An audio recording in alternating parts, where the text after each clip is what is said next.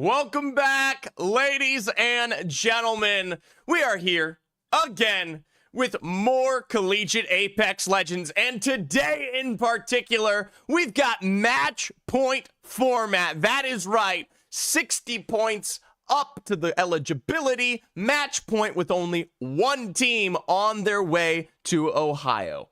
Welcome back. This is going to be, I'm not even kidding you, this is the last Octane stream. I can't believe I'm saying that. This is the last Octane stream for the split. It's me, Angle. Thank you for the follow. We've got giveaways today. We've got competition and hopefully some of the best action you've ever gotten to see in College Apex. Sunphobia, welcome back. And of course, Sun, thank you for the likes. Thank you for the lives. Honestly, I am excited. This is the pinnacle for so many of these teams, their last and final opportunity. And let's take a look at who that is. OI! Where's my OI? There he is, red on the board. I know exactly where you are. Thank you for the subscription, my man. Whip. Another line, another support, and appreciation for OI. And of course, a huge shout out to OI as the admin and creator, or at least of the controller of the Collegiate scene. All right. Who cares? Let's pop on over, take a look at the 20 squads that are competing today. This is going to be a 4-map split. 1-1-1-1. That means we change every single time. Kennesaw Gold, they finished number 1 in their lobby last week alongside Sac State, who also finished number 1 in semifinals. Femboy Potential, Cartel Easy. What an incredible... I agree. I absolutely agree. Welcome, Aether. KSU Gold or GT are the teams I'm rooting for. Well, we'll take a look here in a second. In order, by the way, every 2 bracket here, they were first coming out of semifinals, second, third, fourth, fifth, etc. Because it was top 10 from either side of the semifinals bracket. Indiana University was 3rd, Utah State Goats in 4th, San Jose State Gold in 5th, William and Mary in 6th, FSU 7th, Oklahoma, Carolina Blues, Illini round out your top 5 from either side of the finals. Of course, Alabama, NCAT, Winthrop, Florida, CSUDH, Seminole State, Seneca Sting, the University of Texas, Georgia Tech, and Ferris State Crimson will be your top 20 today. Welcome, Suarez. Grap, thank you for the lurk. Johnny, let's go UT. Well, down in the depths, they were a 9th seeded team.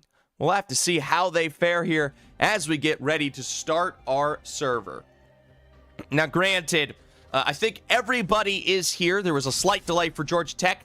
Utah State will be starting without a player. Rooting for Illinois State feels like betrayal, but the Midwest got to represent.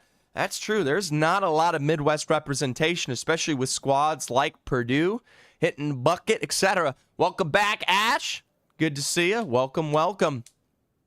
Guys, I'll tell you what. Match point is probably the best format in Apex Legends. And it's a pleasure that we get to see it at least one more time before Ohio. Which, by the way, Ohio isn't for a month. I don't know what Zephyr's going to get up to. Zwifty! I better see you at my birthday party, Zwifty. There's no drug-like match point in Apex.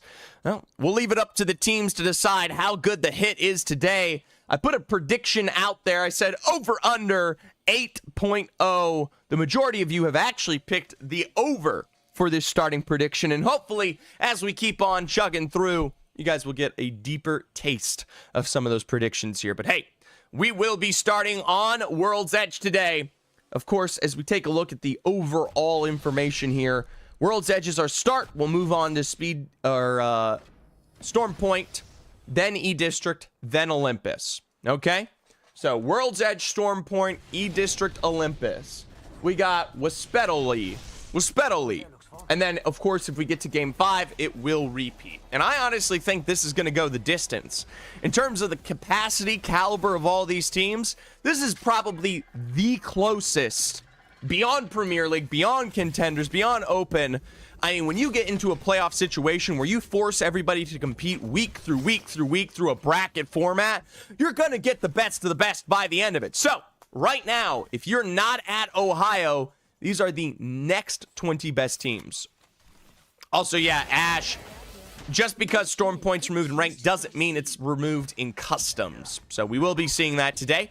Mirage Etoile, Staging, and Landslide seems to be the pick of the poison for the first zone of the day. NCAT, Ferris State Crimson, and Florida State Garnet will be your first 3 squads here, at least nearby, if they want to play zone.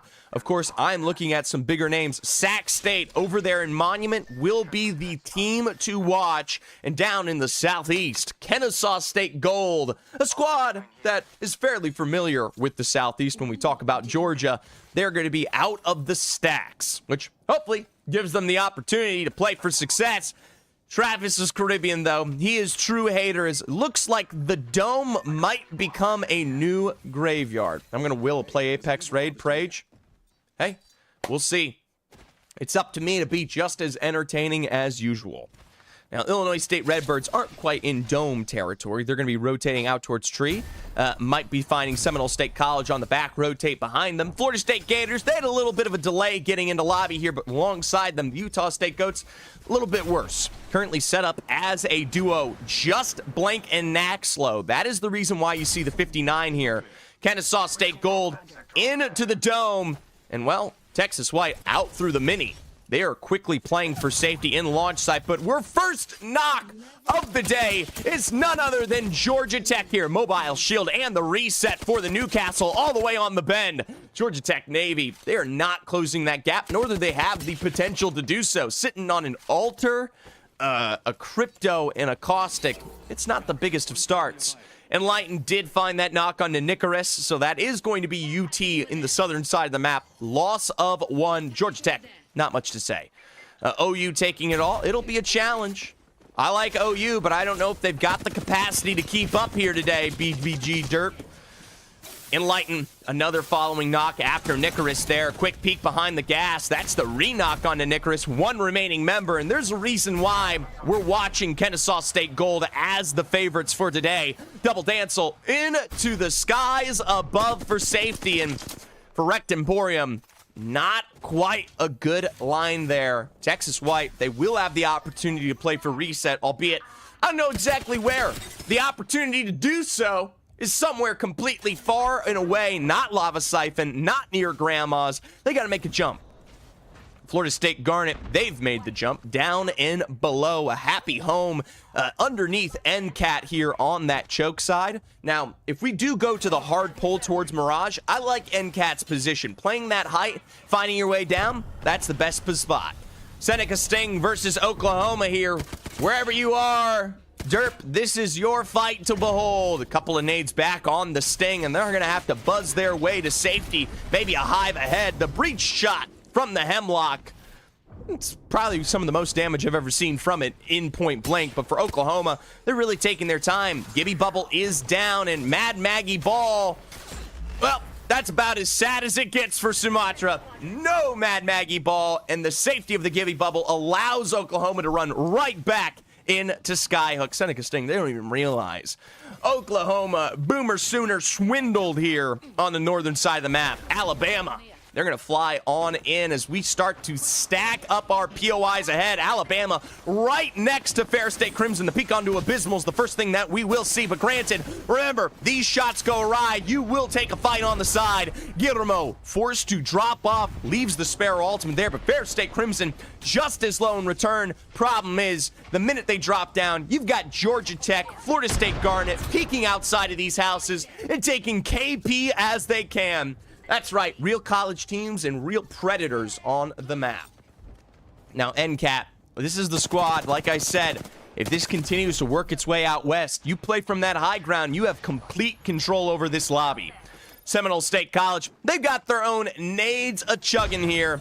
There's the gas traps as well to lock down this building. Indiana University, they've got to be careful. They could be, I can't believe I'm saying this, maybe our first squad eliminated if they don't play this well. Seminole State, they drop the EMP. The peek on the door is a little bit too slow there, and the gas trap on the inside will prevent Zover from really getting in there. Even still, though, alternate portal play, that's going to be the factor down here. Indiana stuck to 2, and inside that corner, there is nowhere to boot. Tactical to the outside. It's over for a reload, and we'll take the knock in return, but with one remaining member, Seminole State's Maui Wowie for the dive here. A single tip, tap, and a fire ray, and he's dancing. He's just got to fist it for the end. Kennesaw State gold, though. It was an unclean fight. We say goodbye to Indiana for Seminole State. Could be saying just as well. It's over. Not really that far of a recovery, just on the bend of the concrete. Kennesaw, they might have lost it in the sauce, but they're quickly covering the distance here across, and that might be their end very shortly. Winthrop Garnet, they lost one. Little snipe from up above there. That is Avoke from Sac State. We haven't gotten to talk about them too much. Illinois State Redbirds, they've got a couple of long snipes there outside of that Kennesaw fight, and that's why we do see some struggling moments, but not the Kennesaw full send. Now, Seneca Sting, a full push out and away from Countdown. Can't say there's much to say more than this. As a trio, minute 40 to go. There's a lot of gatekeeping here, but the Carolina Blues, playing off of this altar, are going to be able to sneak out for now. Granted, sitting on top of the altar portal, Seneca could potentially find their fight ahead. Kennesaw been chasing this, and they will find the last remaining member of the Seminole State College of Florida stuck out on the low ground. That's going to make my job a lot easier here, especially when we talk about Seminoles, because the actual Seminoles, Florida State Garnet, are right here down below. Now, they've lost out on their fragger. Daxon somehow, at some way, was sniped here from up above.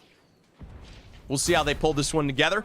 Florida University, or the Gators here, outside a landslide, are in zone for now, but we'll keep picking on Kennesaw State Gold. This is a team that is happy to chase the KP. Remember, Kennesaw is tough. Can you show Team Horizon? You know, Bepsword, I don't think Team Horizon plays in this lobby. Speed Demon, welcome back. You know, Alabama, they make their trying tide. They were pushed out of Mirage Etoile and never get the chance to really recover here. Kennesaw, another wipe. If you told me Kennesaw was going to explode out of this lobby with a triple stack wipe, I would not have believed you. Georgia Tech, though, if you're a fan of them, double knocks against Winthrop Garnet. They will finish off this push into staging here. Sac State, they don't quite get the time to respond there, just in tow. Now, Florida State, Ferris Crimson, I believe that still could be NCAP. How can you sign up? You've got to be a college student, a 12-credit-hour college student with teammates from your school. You can sign up at Octane Collegiate for a small fee per semester, etc. Florida State Garnet as a duo, holding on to the building right now. Remember, if you're just joining us for the first time, this competition decides one team to join the best rosters in College Apex at Cincinnati, Ohio for the match point finals there at the beginning of May. A huge chunk of prizing available as well. Well, we saw the Florida Gators try to chomp at the bit here on the high ground of the entirety of staging. Big problems for them, though. I mean, it's barely a problem. They're just successful. DC Deshaun, a knock on to half. San Jose State Gold, the JV roster of the San Jose school, not really representing here. Going to try to stick that revive, but have to give it up. Ooh, you better hope that Hetty gets the job done. Finally switches to the Hemlock, but don't throw. Took way too long. And lets DC Deshaun step up. I got a team named Zem. I'm not in college. Problem, this is college accredited. Sadly, you have to be a college team to play. I do host tournaments on my own time for my own leagues and stuff, but specifically for this, you have to be a college school because this is university supported. I mean, these are real college players. What's up, Not Koryu? Welcome back. Florida Gators, they actually struggle here, not because of the take to that fight, because of the third party from Sac State. They slipped on through the landslide, and who knows? They might be finding SJSU as well here. This is the first success we've seen from SJSU. Caesar Mata, by the way, thank you for the follow. Well, San Jose, like I said, down to just one there, trying to fight their way back towards Countdown for a little bit of safety behind the Seneca Sting. Big problems ahead, though. Minute 10 on the board. There is not the likely chance they get a chance. This is finals, not Koryu. This is match point finals. We got 60-point match point finals today, giveaways, and one team on their way to Ohio. Well, Sac State will be the gatekeepers here against San Jose. They will grace the heavens above, fly through the sky, and may land right in the pudding of Sac State here. A couple of beams from afar. This is tough. This is going to be game one, Ark. Welcome, welcome. First game of the day, and right now, if you've just joined us, Kennesaw State have led with an early lead, wiping out 3 squads from the southern side of the zone. Currently not in zone yet, though. Utah State as a duo. They are the only team to show up to game one as a duo here. And you know what? Gatekeep, they will try. Blank and Naxlo will find William and Mary struggling there. Double knocks down with NCAT on the other end. They're happy to pick up this KP for free. Where's West Virginia Wesleyan? I don't have any confirmation directly from the team, but I can imagine why Envy making Pro League is a conflict today. So, might be just a conflict in general for the roster. So, we'll see how that goes. Seneca Sting, we talk about gatekeeping SJSU. Little is there gatekeeping. The dog can't even hop over the fence. San Jose, they'll be out on 14th. Oh, they got an invite. Hey, congratulations to West Virginia Wesleyan. A quick invite for them. NCAT will finish off that final member of William and Mary as we talk about our top 12. Utah State, Texas, Georgia Tech, and NCAT all fighting from staging. Texas, the Longhorns are struggling. You just saw that Knox gas grenade, and even if he's able to escape it, you're still fighting for spate on the interior of zone here. Utah State diving, a 108 snipe. Is this ALGS trap, Martini? No, this is College Apex LCQ Finals. College Apex, real college teams. Well, that's it for the Longhorns. Sadly, weren't able to escape the edges of staging. Georgia Tech will control the height as NCAT. Really no much better there. Lucky. Maybe not going to live up to that kind of name. Georgia Tech, though, they still want to control this high ground as NCAT. You know, I love their position in their early game. For some reason, they really tried to play the edge, and it just didn't work out for them. 10 squads left, and 2 of them just rats here. Utah State struggling as one. Kennesaw, though, from the southern side of zone, they are not going to have that entirety of Mirage available. This is pulling towards the northern edge, over towards that train line. Red team winning. They play in zone better than anybody. I'm going to have to pull back and check the map in a second here because between Sac State and Kennesaw, it's going to come down to those two, in my opinion. Well, CSUDH, they've controlled the high ground, but from behind, Kennesaw will swoop on through the Owls here. They have that port available if they want to play the Ultra, but you know what? Lead with the drill from Kanji, a peek through the window, and that's it for Goose. Caught from the side. Another peek play with the PK. CSU Dominguez Hills, the Toros are going to struggle here, and Lighton was dropped back by that nade, and because it is your Newcastle, this is a necessary slow reset. The only saving grace is going to be the burn of that thermite, stopping Dominguez in their tracks. Static and Sleep King, though, they will still deal with the pressure from Kennesaw. Shot from that window, and there's not a lot of space to play. Instead, it is Georgia Tech, another fan fellow of our southeastern schools from the state of Georgia here. They're going to come look for their own capitalization. Nice peek from the outside of CSU Dominguez Hills, but it is trade for trade, and realistically, this is setting up Kennesaw State to maybe come through as a third party here. Dominguez Hills allowed for another reset. The same for Georgia Tech on the other side of the building here. Both these schools are in. Get on, Watson. My man, Sunphobia. Thank you so much for the squirrel. Georgia Tech, they're faced with the zone. That's going to be the difference maker for how they have to play on in. From afar, both of these teams will die. Florida State Garnet from up on high. The delivery in a half here. They are split, though. Part of this roster's down below, and Daxon either way will still find KSU, who tried to jump across here with a knock. Daxon down, though, is a big issue as Kennesaw, they're going to play around these Newcastle resets to get them back in it. Problem, though, you've got the legend of Sac State here right above you. This is tough. Kennesaw, Florida, neither are in a great position. Instead, it's squads like Oklahoma, Sac State, who control the Lava Fisher. Ferris State Crimson, they jumped off of that Mirage Etoile, and they are right into the building. Illinois State Redbirds, they are not in zone. They're going to have to fight their way in. Are these actual college teams? Nate, yes, these are the college rosters for these schools. University of Oklahoma, Booner, Sumer control the edge of the building here. They do have a position in this next zone, and if they can gatekeep this rotate from Ferris, it's a great move. Granted, Enlighten with the knock on a little hollow, 43 damage there. Not much to say. Do I have to be a college student? Yes, you do. Sunphobia, hot cross bun. Man, TikTok's weird. Oh. Between Kennesaw and Sac State, you guys don't know this. If this is your first time watching College Apex, Kennesaw and Sac State are currently the #1 seeds in finals for LCQ right now. Whoever wins this fight between the two, this is the discussion. Not Oklahoma, not these other schools. Kennesaw and Sac. Sac will take the first knock. Bass Lyeth getting caught out there. And Kennesaw, even though they are on the edge of zone, I don't know if they knew how well they could capitalize on that.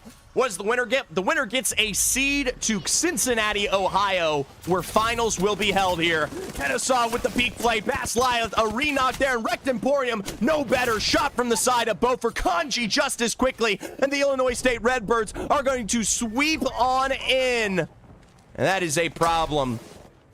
No, nothing for Kennesaw. They try to play this one out, and instead, we'll take a look at Florida State Garnet on their climb up. Unable to get up much higher. Fair State Crimson, a swing into the building, and this is Oklahoma, if I remember correctly. Trade for trade. Pabisi interceder knock. One remaining member for the Boomer roster here. Shot through the bubble, and Fair State Crimson will take the building away. Problem is, Kennesaw's dead. Sac State's no better, and it is not a healthy start for these rosters. Couple of big beams, and the Seneca Sting will finish off the final remaining member here if they can catch the teleport. That's it for Fair State Crimson, and we are down to our final two. The Illinois State Redbirds on the outside, and the stuck Seneca Sting here. This is a problem ahead. That defensive bombardment's not going to mean much, but they are still stuck inside this building. Last for Us is on the altar, so they could choose to portal through a wall if they find a good crack, but in the face of a Newcastle and a Gibraltar, this is a tough struggle here. Sumara, Rezi, Last for Us. I don't know how they're going to get out of it. They do have the port up to high ground, but it is already being held here. Even still, Illinois State, a clutch factor mobile shield to get them safely ahead. The zone is on the edge here, and that bubble has given them the chance to reset. But Judge, he takes to the sky and almost goes down. A drop to the low ground. A final knock there onto Kostenko, and Seneca Sting lead by 1. A reset from the Newcastle right on the edge, and it is once again stepping up into failure. Seneca in a 2v1. Shots from up above, and Rezi and Last for Us, all they need do is climb, send, hit a couple of shots, and a single triple take will send Seneca Sting to your first win of the day. Talk about a dub from the Sting. The Bees will find their success here. The real question is, though, it's match point. We've got games starting on the left side of my screen, so let us move to that scoreboard while we have a chance. First thing to check, though, is, did we hit the giveaway? Did we hit the giveaway metric? No! 24 points. Sac State or Kennesaw, had they gotten just a little bit further, maybe to that final end zone, we'd be talking about giveaways here. Instead, Seneca with 20 will be 1/3 of the way to the 60-point match point eligibility. Sac State at 18, Illinois State and Kennesaw at 13, respectively. 13 KP for Sac State, 9 KP for Kennesaw Gold. Take a look at our quality score. It is going to be the under. Let's get our next prediction going for those of you in chat. Let's just go simple point standing. Seneca Sting, I'm going to put it low. I'm going to put it very low for chat. Over under 4.5 KP. Seneca Sting. I think they can do it, but it's going to take a replication of success that I don't know if we're ready for. 5 minutes on the board. Get your predictions in. Alter will be banned going to the next game. Sunphobia. And Just, by the way, Just NK, thank you for the rose. Thank you for the corn. And thank you for the You're Awesome. Well, there you go. Fair State Crimson leads as that last double-digit team at 12 points. Their third place finish. Really, though, we look at KP here. Sac State and Kennesaw, 9 and 13. Seneca was able to push all the way to 8, but a big chunk of that was those final fights there. They were not really active across the rest of this lobby. 4 and 5 KP for Florida State and Georgia Tech. In the Southeast, I'll tell you what, they are really representing. Thank you for the follows. I can't read that name because it doesn't exist, but hey, thank you for the follow. Well, we are going to move on here. Storm Point is our next map of the day. Let's take a look at the drops before we jump on over. Just NK, thank you for the follow. Now, Storm Point, we talk about Sac State, Kennesaw. Let's look where they are. Mills for Kennesaw State Gold. Sac State here will be starting in, where are you, my little babies? Stormcatcher. All right. Florida Gators are right alongside them with Georgia Tech Navy. That's a pretty hefty triangle here between Command Center, Lightning Rod, and Stormcatcher.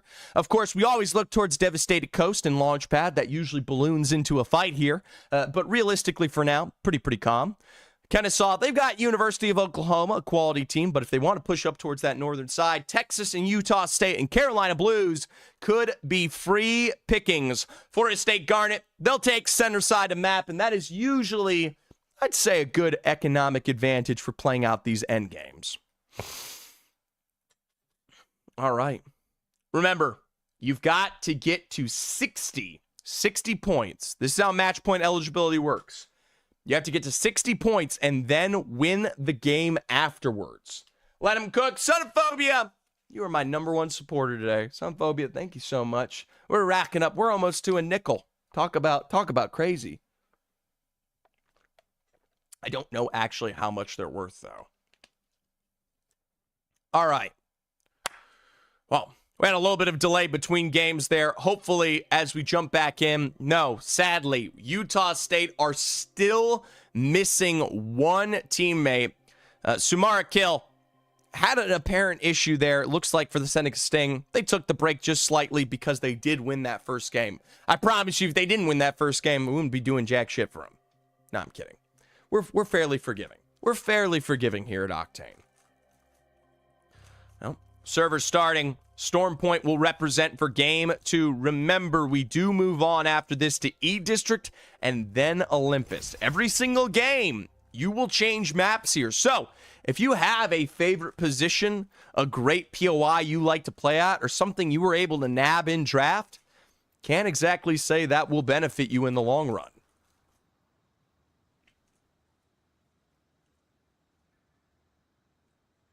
If you're wondering why I stopped talking, I was distracted by a Rubik's Cube. That's right. Don't worry about it.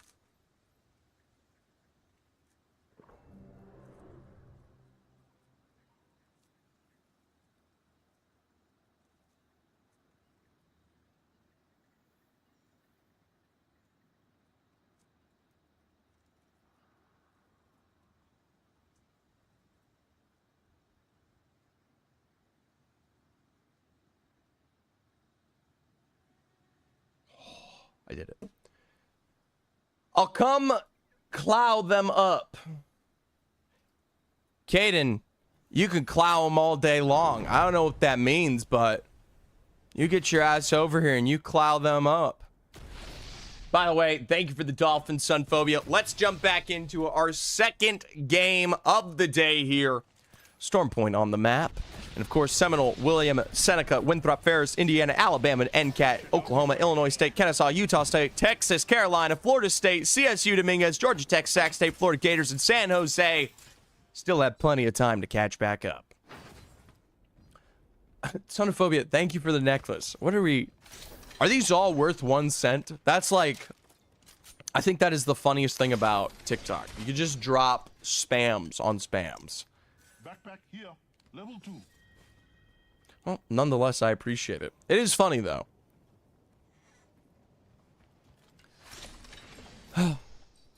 Some are higher. Well, if you ever, I'll say this: if you ever do send me a higher one, let me know, because I don't know the valuation. There's so many of them. William and Mary and Seminole State College. I will keep an eye on that oh so slightly. But hey, as we pop on over to Sac State Esports, you talk a little bit about how aggressive they were with their KP. The only team to hit double digits on KP in game 1. This is a team who likes to take it to them, but for right now, controlling the command center seems to have at least, been not so much. Mainly Chinook Galaxies are $5. Oh, that's crazy. I did not know that. I was about to say, that is the same as a sub here on Twitch.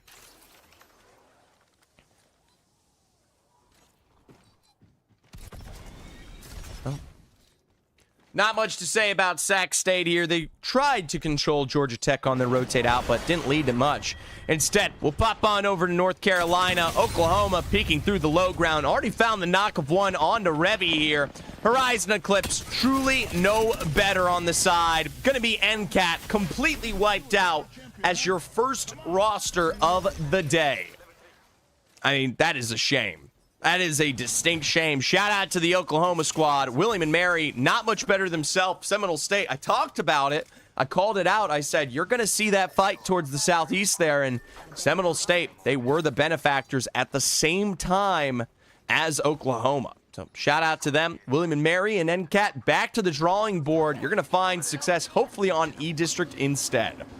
High school or college, Brian, this is College Apex. Right now, you're taking a look at the University of Florida there on a long rotate out towards the east. The Illinois State Redbirds out towards Cito Station. They don't know the zone is pulling towards Mill. Hell, by half the rotations I'm looking at, it doesn't seem like any of these squads have the scan or information to play God Rock or the 2. We'll check in a little bit later. Squads like Kennesaw Gold maybe aren't the best to base rotations off because they themselves are always looking to play edge, get the KP, and, well, push towards match point for the dub.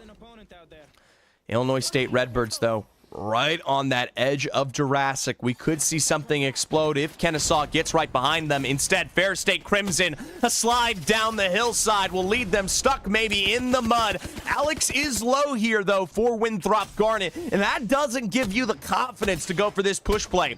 Triple take on the 19, 33 up above. Winthrop Garnet sitting triple napkins here.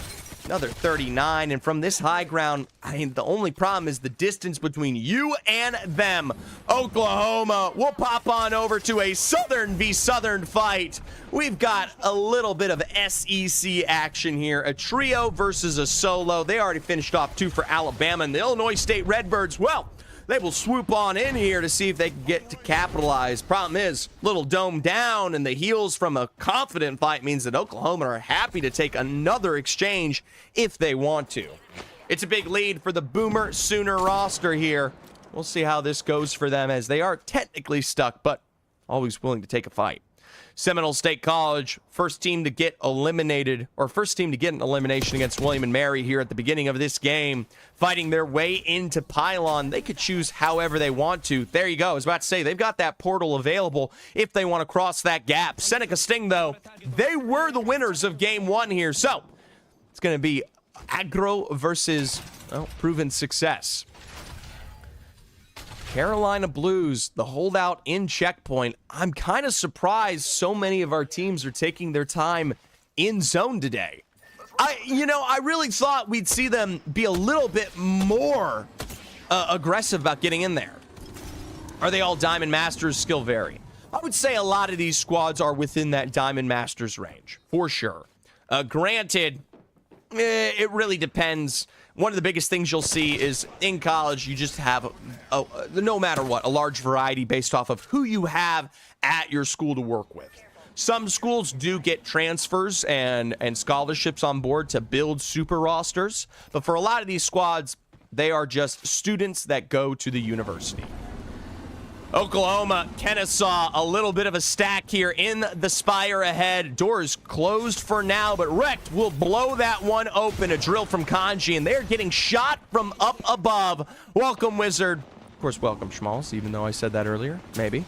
T-Dobbs, Abilene Christian University representative there. Fair State Crimson, they've done a great job with Oklahoma to punish Kennesaw. Thing is, though, Fair State Crimson probably aren't going to let Oklahoma get this cross off successfully. So Kennesaw should be able to reset on the low ground there. Instead, little peek from OU, and they are right back into the, well, small building below. Someone's flying over top. I don't know if that's Kennesaw or if that's somebody else coming through from that pylon side. Yeah, no, it is Kennesaw. Kennesaw decided to Valkyrie out here. We got Trident on Trident chases. Florida Gators right from behind. They're going to try to blow this one up while they have the chance. Burn into it, and you got to get it before you go over towards that barometer side. There we go. The blast on the edge here, right from behind the trucks. Stunted on the escape, and Alabama, who was all the way in Bean, finds themselves eliminated here without the rest of their team. CSU Dominguez Hills, no better for them. They lost a fight as a trio against Utah State as a duo. If Utah State actually had their teammate today, we would be talking about a completely different point score between these two games. Because as a duo, if you're beating an entire squad, I mean, you're just on a different skill caliber. Of course, a lot of these squads did not have the best read of zone. Winthrop, Georgia Tech here. We talk a little bit about OU, albeit they did rotate pretty aggressively out of the zone early. They're going to put their way back into Bean for now. If you guys don't know where Bean is, it's right there south of Mills. We call it Bean because it looks like a bean. By the way, if you got any more questions about College Apex, I always forget to say this. Feel free to ask whether it's a favorite team, a state that plays, someone who's competing today, or anything regarding the format. I'm more than happy to give information. University of Texas, Florida, Illinois State, Winthrop, and Georgia Tech control that Bean area, but we got a little sneak peek of zone that tells us teams like Carolina Blues are going to set themselves up. I just shat myself. I'll never forget shitting myself. That's pretty good. Well, Carolina Blues will take away the Mills for now. I mean, it's not the entirety of the building. They've still got that team right ahead of them. But for Sac State Esports, this is not the squad you want to try to fight with inside building.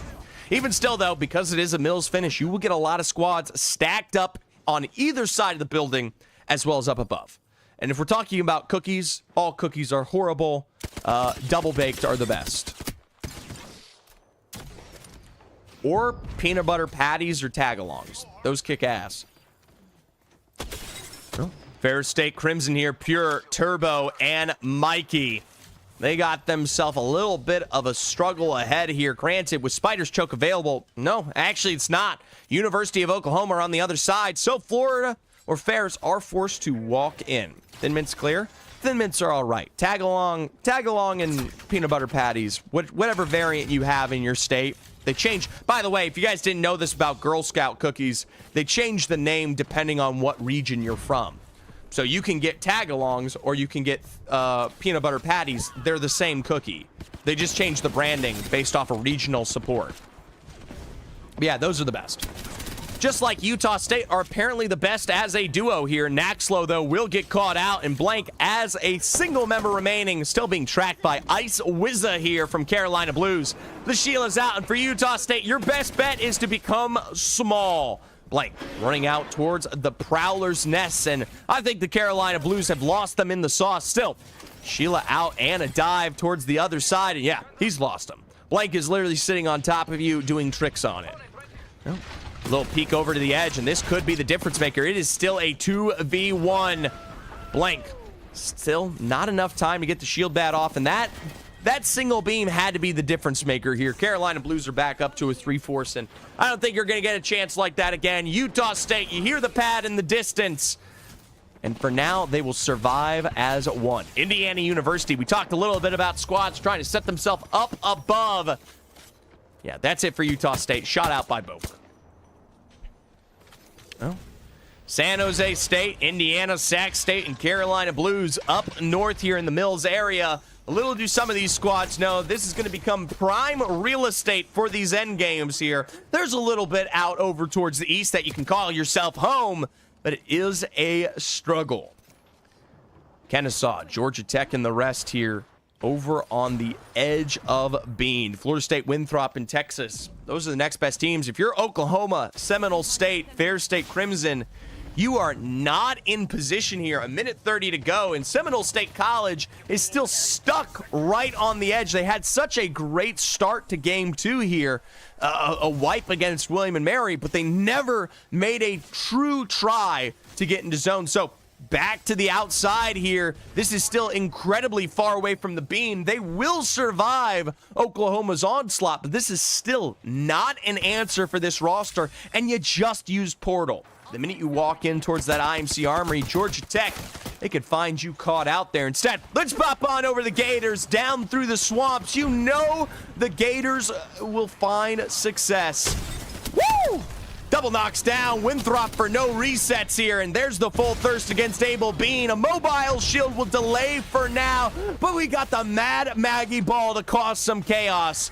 Little peek up above the bridge here, and the Florida Gators are given the information they need to go for the full peak. Another Newcastle reset, and there's shots from the other side. The Gators, they can't commit to it entirely fully, and instead, Trashy and the rest are struggling here. Gators back with the Catalyst wall, and that might give them a bit of survivability, but caught from both Florida State and Oklahoma, they truly are a struggle. They are. By the way, if you see all PC in the bottom left, that just means it's a spectator bug. It showcases usually the platform, not the actual, we'll say, peripheral. And yeah, Bible camp victim, God rest his soul. Yeah, comps do end up being a little bit different, and it's usually due to comfort. A lot of these teams have particular play styles, and also, they don't get to scrim nearly as much as the pros do. So, solving some of those issues and playing towards comfort, it does develop a lot of different stuff. Also, by the way, they're definitely not D4 max. I know a lot of these players. Some of them are in Pro League. West Virginia Wesleyan, Envy, she's in American Pro League, right? Future Streams from Cumberland University, he's in the American Pro League. There's a lot of these schools that have very, very good players on them. Vattery from Bellevue, he's in Pro League. I mean, we could talk all day. Now, not every single player can be in Pro League, but if you don't think college isn't the next step up for future competitors in Apex, you simply don't have foresight. Florida Gators for a full push here, and they're getting nice catch-outs against the University of Texas. 9th seed coming into finals today, and they sure do look like it. That's going to be the Florida Gators with a snap, but the Carolina Blues, they swing out of Mills to go for a couple of KP shots. What happened to Bryant's team? They used to exist. It also depends. There's a lot of schools that do have a team, but we are at the finals, right? A lot of the teams have already been eliminated this year. You're just tuning in towards the very end. So some of these squads do have competitive rosters. They just didn't make it very far. Yep. Same to be said for Florida Gators. The Seminoles, though, here instead, trying to fight their way in from the southern side as a duo. Get the knocks that you can and send Georgia Tech packing. That's going to be success there. That's going to allow the actual Florida University team to survive. And for Sac State Esports, shock again.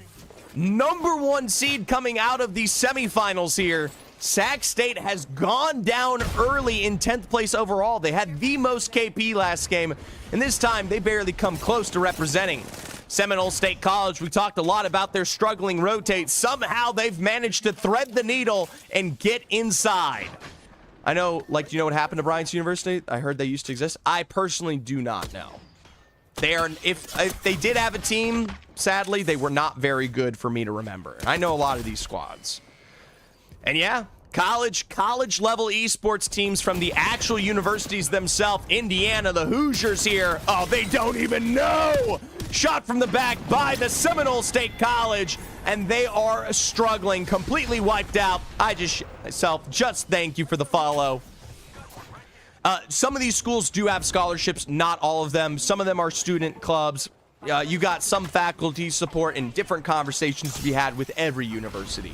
It really just depends. Florida Gators here in EMP. We just saw them revive, blessed by the Florida State roster. They will find the Seminoles caught out here.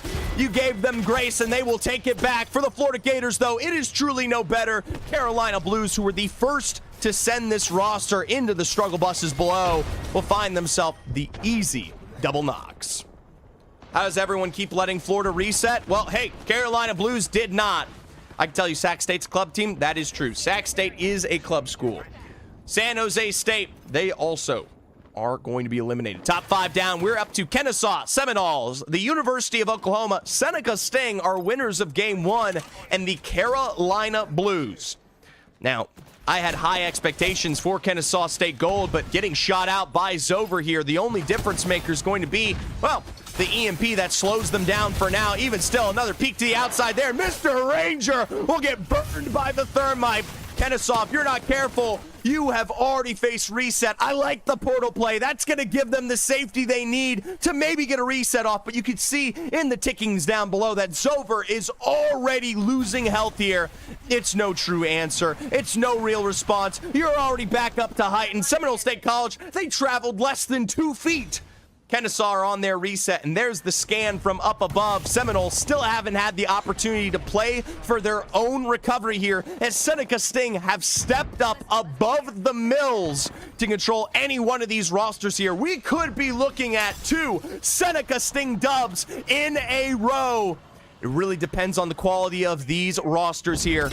Carolina Blues, Comp Just, UMR, and Ice Wizard. You saw how they were able to control the Gators from the east. Now, all the way in the center of zone. I don't love it. You do have a little bit of the cover because of the rampart walls. And yes, UMR can drop the comp wall whenever they want.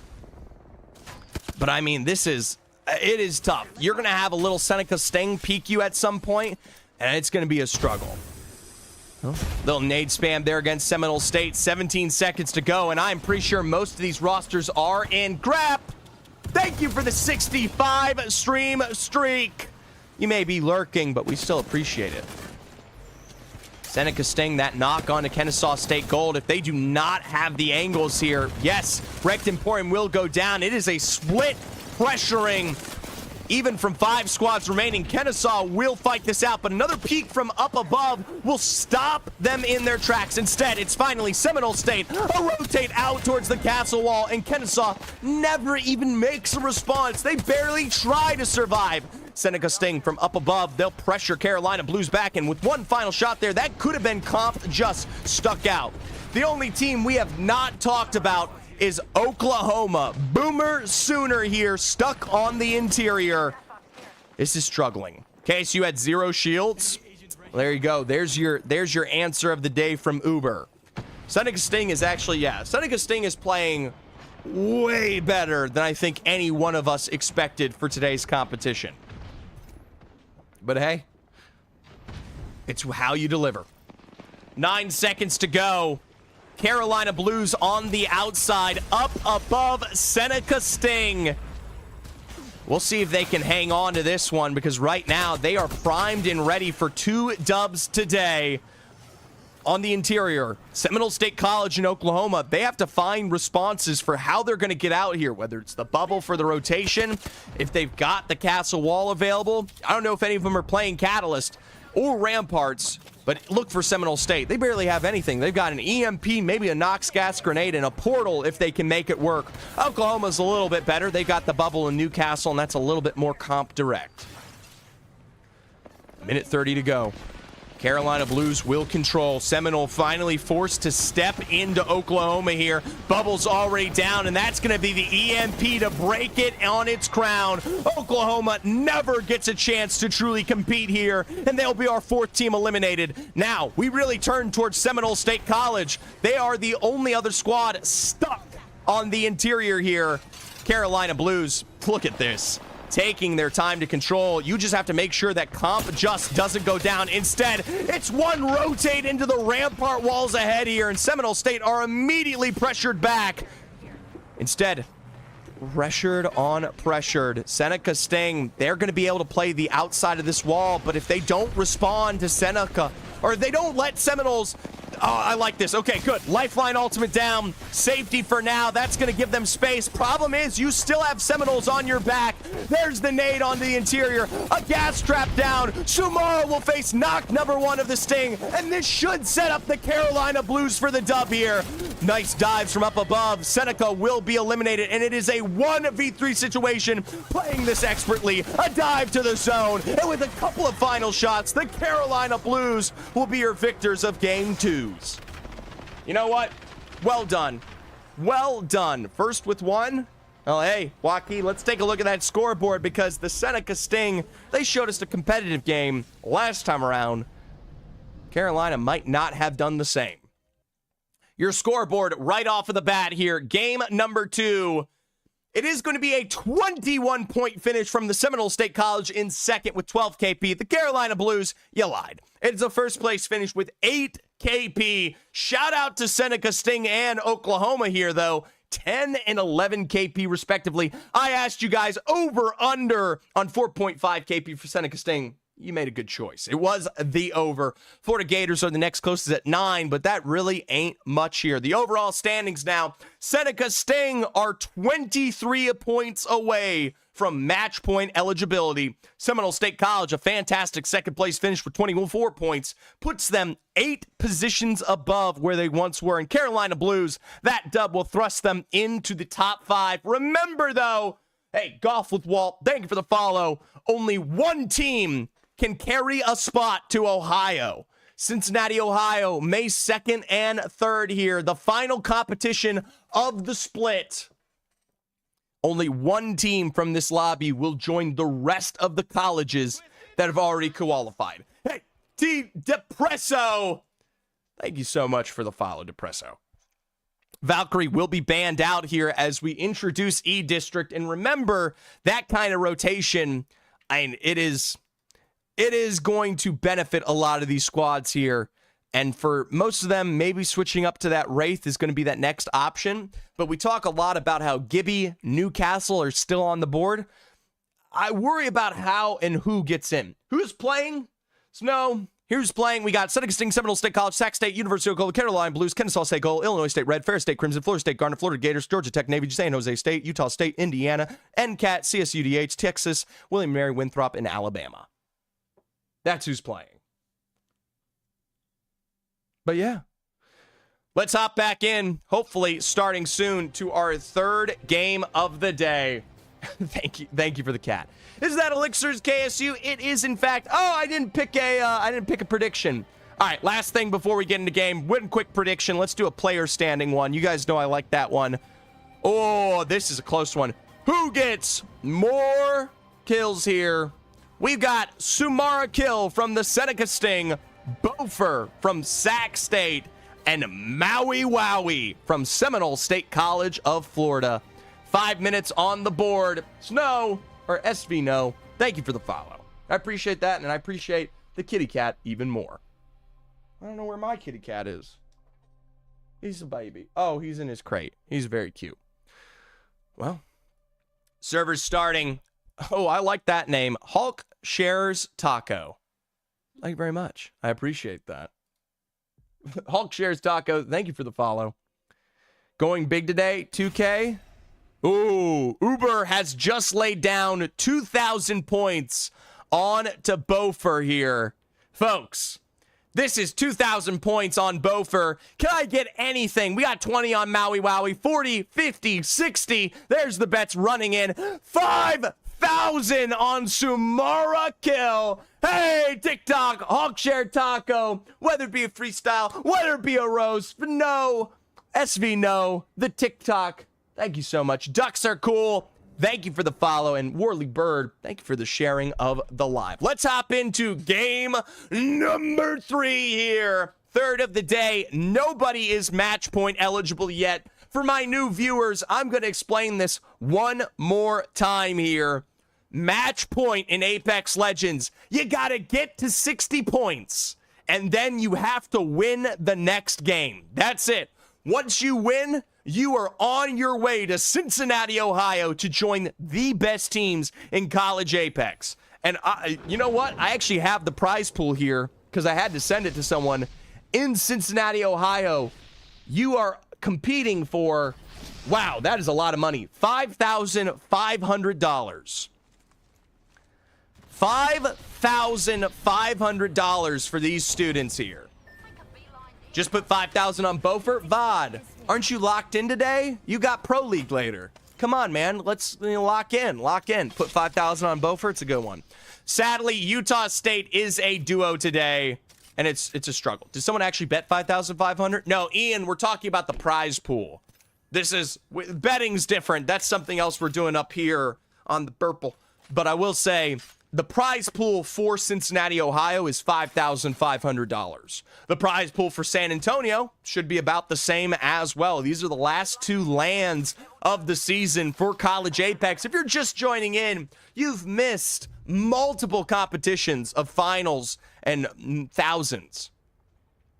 Zephyr, I said good comms to my professor the other day. I just wanted to show how horny for passion I am. Schmalls, I respect that. One time, I stole my professor's clothing right in front of them and put it on. They ended up helping me put it on. It was very weird.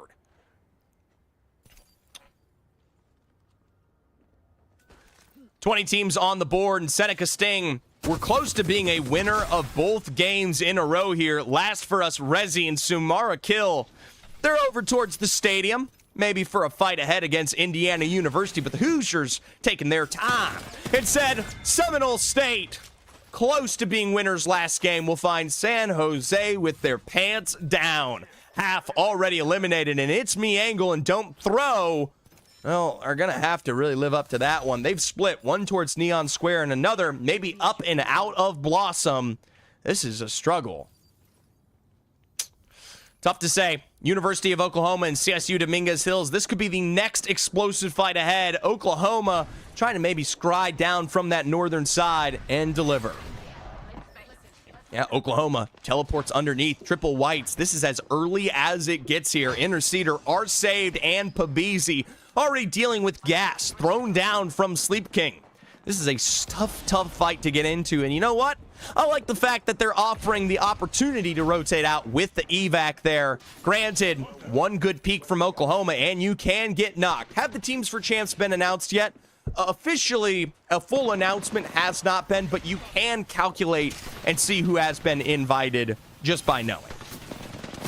Oh, nice peek from CSU Dominguez Hills, back for a triple crack down below. The mobile shield will protect the bubble. The same to be said as well. Sleep King's committing, but into the face of two. You've got to ask where your teammates are. The problem is they're mostly dead already. Sadek, the last remaining member here in Oklahoma, have shown their dominance. A quick reset onto Pabisi, and Alabama is so split up that Abysmal will not make it there in time to capitalize. Guillermo Wright's way. Alabama, there is no rolling over this squad here. Instead, let's pop on over to Sac State. Up above, over towards the zip line, and maybe ahead for Ascend here. Florida State Garnet are on that bridge and could potentially jump in from behind. We'll see. Little Hollow, Ballavini, and Daxon, though, maybe not getting as aggressive as we thought. They did not hear big successes, and instead, they already understand how good of a position they have in zone. Daxon still plays for FSU. You know, we thought Daxon was retired, but they asked her to come back because she was single-handedly the best player in Florida State's history, which she said, you know what, why not? By the way, huge shout out to Daxon. She is also a meteorologist like myself. Daxon, though, is low-key currently retired, so not up to par in terms of prior experience. University of Oklahoma for a full push out against Alabama here. South v. South. Did we forget Crispy Bacon? Crispy Bacon was not the best player on Florida State while he was playing for Florida State. Crispy Bacon became a fantastic player after he left Florida State. Alabama, absolutely fantastic there. Gets absolutely domed. Yeah, Bacon was way worse in Collegiate. Daxon made much more of an impact to that roster than Bacon ever did. Bacon just became very good in the Tier 2 scene. Very different, very different. Yo, Quan Atlanta, or Quan Atla, thank you so much for the follow. San Jose State, we talked about them getting a knock of one here early. Half, Don't Throw an It's Me Angle. They're going to make sure that what I say is correct. It's Me Angle just as quickly popped off. And Kennesaw State, what was a rough start to this fight is now a revive on the interior there. Don't Throw, though, on that Wraith. Going to be able to get out. And granted, with nobody on this northern side, this should be a San Jose reset. Looking at NCAT and the Utah State Goats. I know we got some Utah State fans as a duo. Currently struggling. Seminole State, honestly, not much better for them. We pop on over here, and Texas White, they're about to send them packing. Only problem is you've had to hit an alternator reset, and you're running into gas there, caught between the hard light and the ground. You'll land as a death box. 18th on the board for the Seminole State College, and that is the worst performance we've seen from them today. Honestly, I'm still waiting for a Sac State dub. I'm still waiting for a Kennesaw State gold finish. These rosters, they deliver a good job. A rock in a hard light place. Uber, you're much more witty than I am. And honestly, most people are. The only thing I do well in life is try. And even that, don't do that well enough either. Oklahoma. Defensive bombardment early against the gas traps. Not enough damage, though, because the rest of these squads are just sitting pretty behind the mobile underneath. Indiana takes no damage, and the minute that Oklahoma peaks, they're actually taking a shot or two to the head. Swipe could look for a kidnap, or he could look for escape. Problem is, the rest of your team is already safe and sound. Oklahoma, they're going to try to see if they can capitalize. Instead, Indiana, they did not go far enough here. Newcastle reset wall on the edge. Pabisi will still find Cyber caught out there. And for all of this utility, it is only failure for the Hoosiers. Here's Interceder, a little tack play around the bend. Factor will be caught out, and Indiana are down to 1 remaining here. Can't say it looks fantastic for this squad. Holy early Costigal? Yeah, I don't know what we were doing. We'll pop back on over to Kennesaw State. We've been looking for success from this roster. And you know what? While they found KP, it is no dub to behold here. I mean, this is easy pickings. Utah State, they're a struggle bus roster today. They're only a duo. Kennesaw, that's honestly picking on the little guy. What can we say there? I mean, I understand why Travis's Caribbean is so violent against that roster. If I saw something like that, I would blow a top. All right. William & Mary, Indiana, a lot of these squads into that second zone right now. It might cater towards that southern side, or it could pull back towards the bridge of draft point here. For a lot of these teams like Sac State or the Florida Gators, they don't have to make much of a move. They already have a spot in zone here. And from this high ground, you've got a lot of conversions for how you play out into the end game. Ferris State, Illinois State, Carolina Blues from draft point.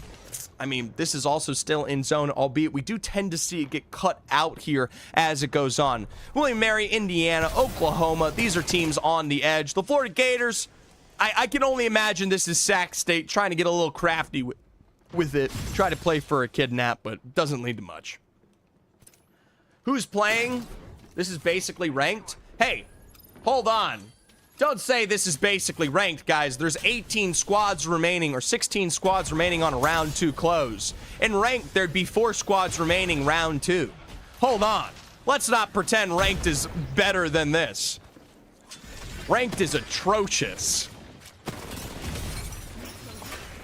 Couple of shots here. And by the way, welcome to college TikTok. Maybe not even 4. Brother, you get half a sandwich and one teammate that's jerking off. All right, it's barely a team. Sorry, OY, I didn't mean to say that. We'll say goodbye to Indiana University. Winthrop Garnet is no better on the inside. Trashy's the final remaining member. A 45 for a knock-in. 28, Georgia Tech. They're fully healthy here. As a trio, they will take care of business and, more importantly, take the building away.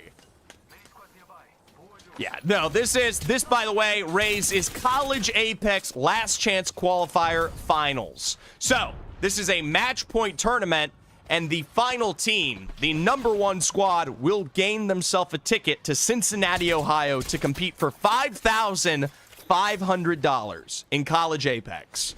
So, this is the last chance. A lot of these squads have competed all season longs, but only one of them can make it to LAN. Also, it's game number 3. I love a little Florida State Garnet, but they are struggling right now. This is Platt. Not a chance. Not a chance.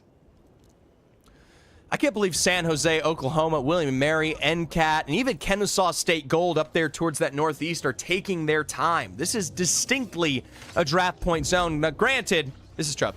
So one goes to Pro League. Actually, Rays, there are quite a few teams that do have Pro League players. Bellevue, they've got Voddery. West Virginia Wesleyan's got whatever, etc. Why is prize pool so low? $5,500 is a lot of money. It can change people's lives. I'm sorry, Dean, you're so rich. Most invites, by the way, for the LAN have already been announced to the teams themselves. I don't think there's an official announcement out, though, from OY. I don't think he knew he had to release one, guys. Seneca Sting, one remaining member. Oklahoma, they'll take a couple of shots there, but our winners of game one, they do not survive against the Boomer Sooner roster here. 33 seconds to go, and they should be able to walk into this choke, but instead, William and Mary, they're out to peak against Oklahoma. Couple of shots over on the side, and I don't think William and Mary, yeah, I mean, look at this. The bubble will stop them in their tracks for now, but defensive bombardment, all William and Mary have to do is step onto the inside. Here's Oklahoma, no bubble available. The minute they peek out is the minute that Pabisi takes a chunk of his health with them. Magic Tricks are a full commit, and that's it for Pabisi, caught there. Ninjastic, another reload in the Hemlock, and the portal just barely comes through. I can't believe we're following the portal. Double down, no reset available. Ninja playing with the wall here. A full thirst from Interceder, and Ninja screws it up when he tries to get aggressive. Interceder's back, and Pabisi has just been pulled together. Oklahoma will survive, and William and Mary, they give up. Magic Trickster, Rye Dougstar, they'll run to the northern side, and they'll find themselves right into the face of Ferris State Crimson here. This trio is happy to pick up all the KP they can muster, and still, William and Mary is alive, but I can't imagine for long. Nice crack there on Oklahoma on the southern side. Ferris State Crimson controlling things here, and instead, NCAT from afar. A 301 knock onto R saved, and Oklahoma, they're going to get full sent on here in just a little bit. SJSU, they've got their own fight with Kennesaw a little bit there. NCAT from up above. Eddie C, thank you for the follow. You know what? NCAT, they now control the best position in zone. If you're a fan of North Carolina, Revy, Lucky, and Horizon from up above, the only thing they need to work on is landing a shot. Greed! Thank you for the follow. I added that XO there to the end. North Carolina will still find a couple knocks against Oklahoma as the rest of our lobby, now understanding the pressure ahead, have to make a move. Couple of full thirsts behind Florida State, and Kennesaw has picked up two. One remaining member of FSU there, and 13 squads will remain. 44 seconds to make a claim down to the southern side of zone here. I do not think there's enough space for all of these teams. Illinois State Redbirds, they are one of the lucky few alongside Oklahoma to get themselves in zone. Florida Gators, they'll port underneath the bridge. Kennesaw right above them. In that feed, you're going to still see Ferris State Crimson, a couple of successful knocks. Kennesaw, they've got to be careful. Couple of drills and shots from that high ground. The bridge, they will probably be the only team in control of it. But with San Jose, University of Texas right behind them, you've still got to pay your respects. And even still, Georgia Tech Navy, they could swing on up from this low ground and take it just as aggressively against you.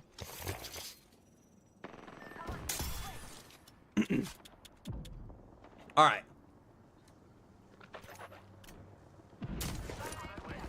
Woo! Sorry, by the way, for all the messages flying through here. There is only so much I can read at once. The teams with the best potential in this lobby right now are Sac State and Kennesaw Gold. They were the #1 seeds coming out of semifinals. And if there are two teams that could win today, it would be those two. NCAT, they have this height to their name. This is a great position for them in the late game here, but it's going to have to count. Instead, Ferris State Crimson genuinely have been non-stop successful. Is Minnesota in it? The Minnesota State Mavericks have already qualified for LAN. Today is the last chance qualifiers. So this is only one team that can go. There's a lot of teams. NCAT is so split. You know what? I like NCAT split here, though, Juvie. You got to control those teams trying to play from zip line to you on the low ground. And look, just the minute they see that, they're already in.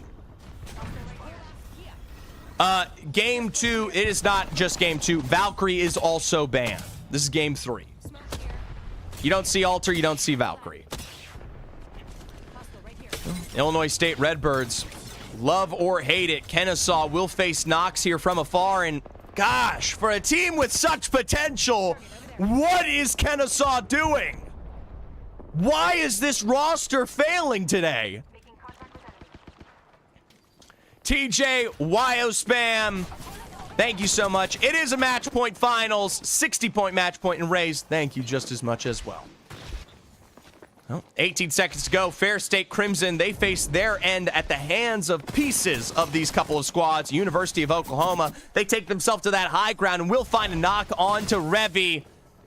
NCAT needed to hold on tight here, but instead they commit to this building entirely. They allow Oklahoma to pop on up here, and a great position turns into failure. Oklahoma now have the God spot for this zone, and honestly, for the rest of these teams, they're going to find whatever success they can, okay?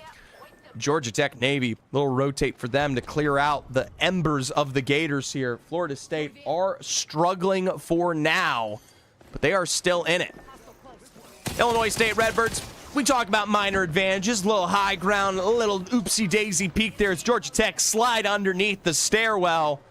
They'll survive for now. They give themselves that low ground house, and I don't know how much of the corner of it is in play here, but you know what? EMP has been ripped, and it'll find that final remaining member of the Gators. Sup, Kayak? I see you in TikTok.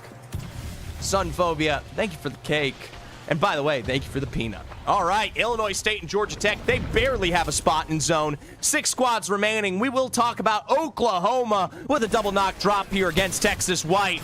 Even still, OU versus Oklahoma. We got the Red River rivalry, and right now, the Longhorns do not look like they can control it. Genshin Master, the final remaining member here in Oklahoma, they're happy to hunt down these Longhorns and saw it off. Still, those Longhorns are quiet. They are very quiet. And Oklahoma, you got to pay your respects. Carolina Blues, they're going to try to stunt, maybe looking for Oklahoma here, but Oklahoma's just as quickly peeking back on you. So that was the chance for the Carolina Blues. If they wanted to step up, they had to make a move fast. By the way, I don't know what trackball mouse to get, personally. Well, there you go. UT versus Oklahoma, the Red River rivalry today. Horns down. That is an OU dub there on high ground. That'll carry them to the top 5 here. In Sac State, they're no better. Caught out. At least they'll get to the top 5, but another chance of success looks more like failure. Instead, we're talking Illinois State Redbirds, Georgia Tech Navy, Oklahoma, and the Carolina Blues. Georgia Tech just saw that rotate right in front of them here to the center of zone by Illinois State. Carolina Blues, that bridge has paid dividends, but it is about to fail. The market is crashing. They're going to have to take a dive. Illinois State Redbirds, they've at least got that castle wall, but the dome has ticked out. Granted, it's a low cooldown. Gibby is in a state. The Carolina Blues, they'll swing right there to the edge. A beautiful capture by Can't Catch Zat. Oklahoma, I love their high ground, but watch Georgia Tech here. They are going to drop a catalyst wall, and that might be the difference maker right now. University of Oklahoma, defensive bombardment will knock OU safe, but the quick reset from Newcastle makes the difference here. Carolina Blues, they've got their own castle wall, but they've got the edge of zone tickling them forward. That is a very early catalyst wall, and I guarantee you we're going to see pure chaos here for the end. Illinois State, a tick of zone, just dead to it. Georgia Tech on the low ground. Carolina Blues wiped out from Oklahoma, and we're down to a 3v3. The double for reset are saved with the defensive bombardment down, and this has got to force Georgia Tech out here. They'll play the very cusp of the stairwell, but Oklahoma have bare minimum height to work with. Double shields knock, Tiber Shrimp's taken away, and the Boomers will take dub here in Game 3. Guys, that is crazy, KP. That might be enough for a giveaway. Let's take a look. Scoreboard on above. Oklahoma, did they do it? Game number 3, 35 points. Boomers. I can't hear a sooner. I don't hear a sooner anywhere. 35 points. All right, it's giveaway time. Every time a team hits above 24 points, we've got a giveaway. Exclamation point giveaway in chat. That's right. Exclamation point giveaway. We'll pick that one after we go over the scores. Not available at all. Not going to lie. Thank you for the follow. Get those giveaways in. Pop up here, by the way. If you want to be part of the giveaway, you got to pop up here, sadly. I can't manage it on the TikToks. All right. University of Oklahoma, 35 points, 23 KP. Georgia Tech Navy, even though they finished second here, They are still at 19 points. Carolina Blues at 11, 9 for Texas White. I asked you guys on the prediction who would get the most kills that game from Sumara, Bofer, and Maui Wowie. Well, none of them did super great, but let's take a look. Maui Wowie's got 1. I don't see any for Bofer, folks. I don't think Bofer got a damn point. Oh, that's not good. Bass Liath. What am I doing? I just type it. Bofer got 0. And Samara, how many for our last prediction? 0. I can't believe this. This is one of the biggest upsets of all time. Maui Wowie wins it. And our predictions right here. Summary says, Grapp just walked away with 6,600 points, Kindly Monkey with 5,000, and Atmosai with 3,000, 15,000 points. 15,000 points. Get those exclamation point giveaways in. Exclamation point giveaways. All right, let's do a max damage prediction while we wait. Here we go. Team standings. Max damage was 5,000, or player. Actually, let's do team standings. I've never done a team one. 5,300, 5,350, 7,044. Ooh, let's do 6,000.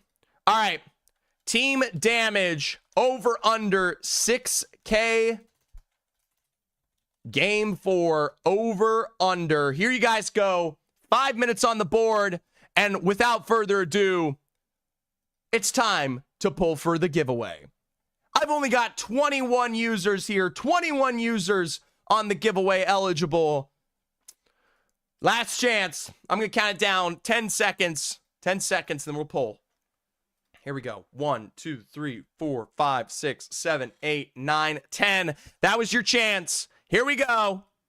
Our winner of the giveaway is Viking Cap. I need a response in 30 seconds here. Where's Viking Cap? If he doesn't respond in 30 seconds, he doesn't get his Apex coins. He might not be here.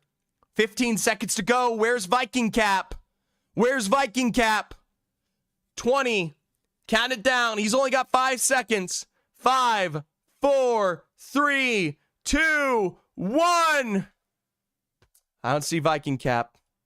We're going to re-roll. We're going to re-roll. We're going to re-roll. Ah!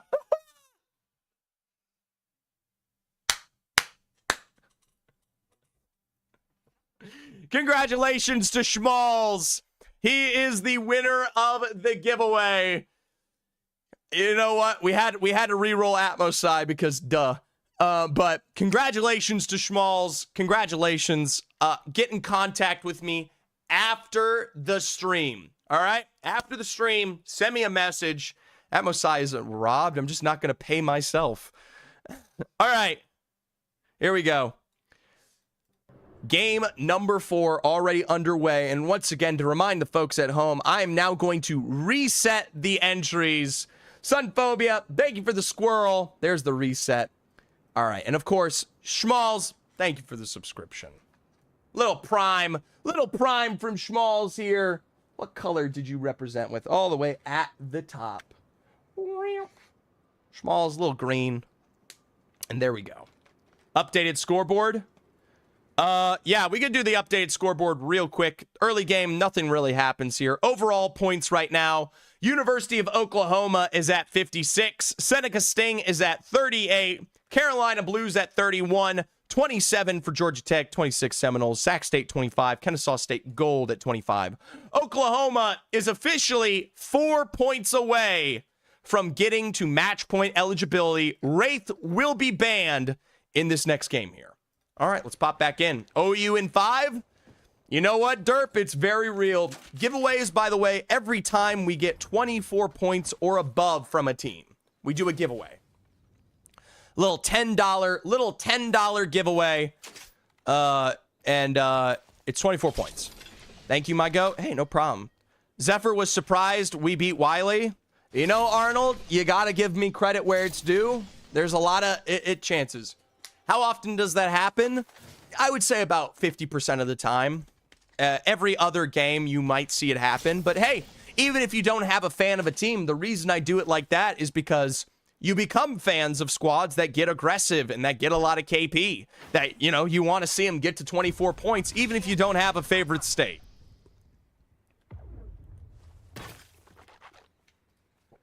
By the way, OI, Wiley doesn't just play Apex. They are the best high school team in Apex Legends, without question.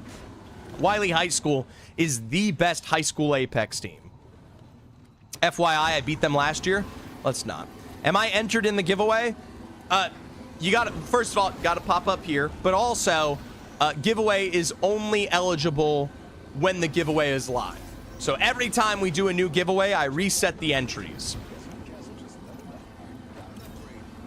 All right. That's like saying I'm the best Apex player in a gold lobby. You're not wrong.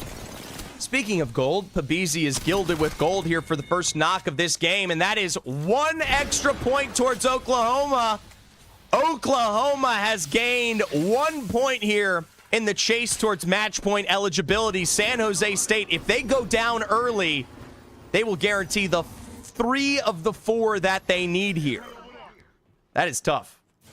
We'll try to keep you guys updated on the overall scoreboard as we go through it. But if you want to check it out yourself, all you have to do is type exclamation point now, exclamation point score, etc.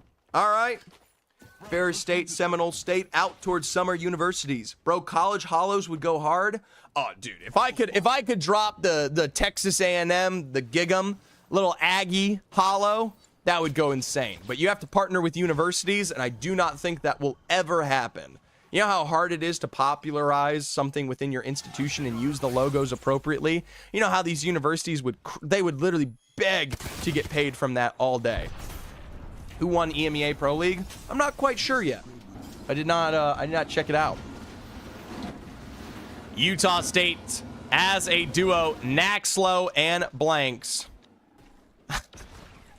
You know, I could not tell myself. I could not tell that was you. Hey, here's hoping for 24. Here is hoping.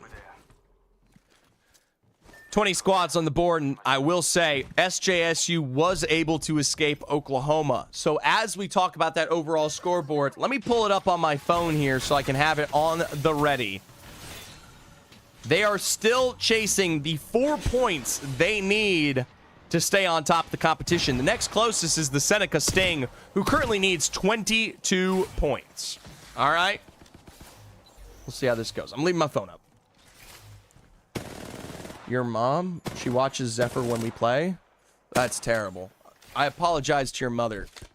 I'm not exactly the most family-friendly streamer sometimes.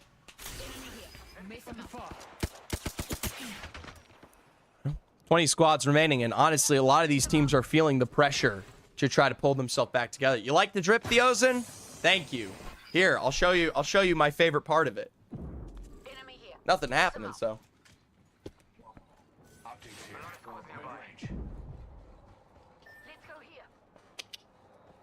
It's a good jersey.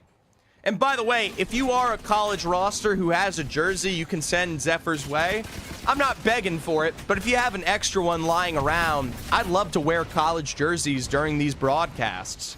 Because what better way to represent these teams than wear the alma mater?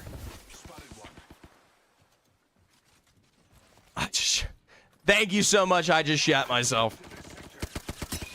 Carolina Blues here. You saw their control outside of the mill, but UMR don't look like he's got control anything. The UMR stands for United may not resuscitate. I don't know. Terrible, terrible. Well, that's going to be the full shots onto the knockdown. UMR caught out entirely. CSU Dominguez Hills continuing to push the play here. Nox Gas Grenade will stop them in their tracks as Ice Wizza and Comp Justice here going to slide back down. What'd you say about jerseys? I just said I'd love to have more collegiate jerseys sick by birth so I can wear them during these broadcasts, like the USM one I'm wearing right now. Oh, Carolina Blues.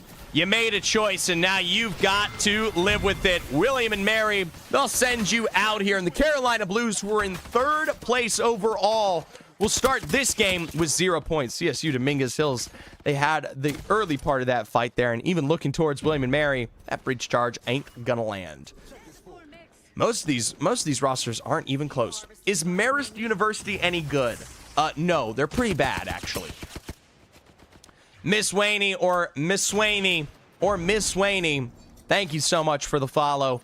Tell me which one's correct if you show sad, please. But if you don't want to, I still appreciate the follow nonetheless.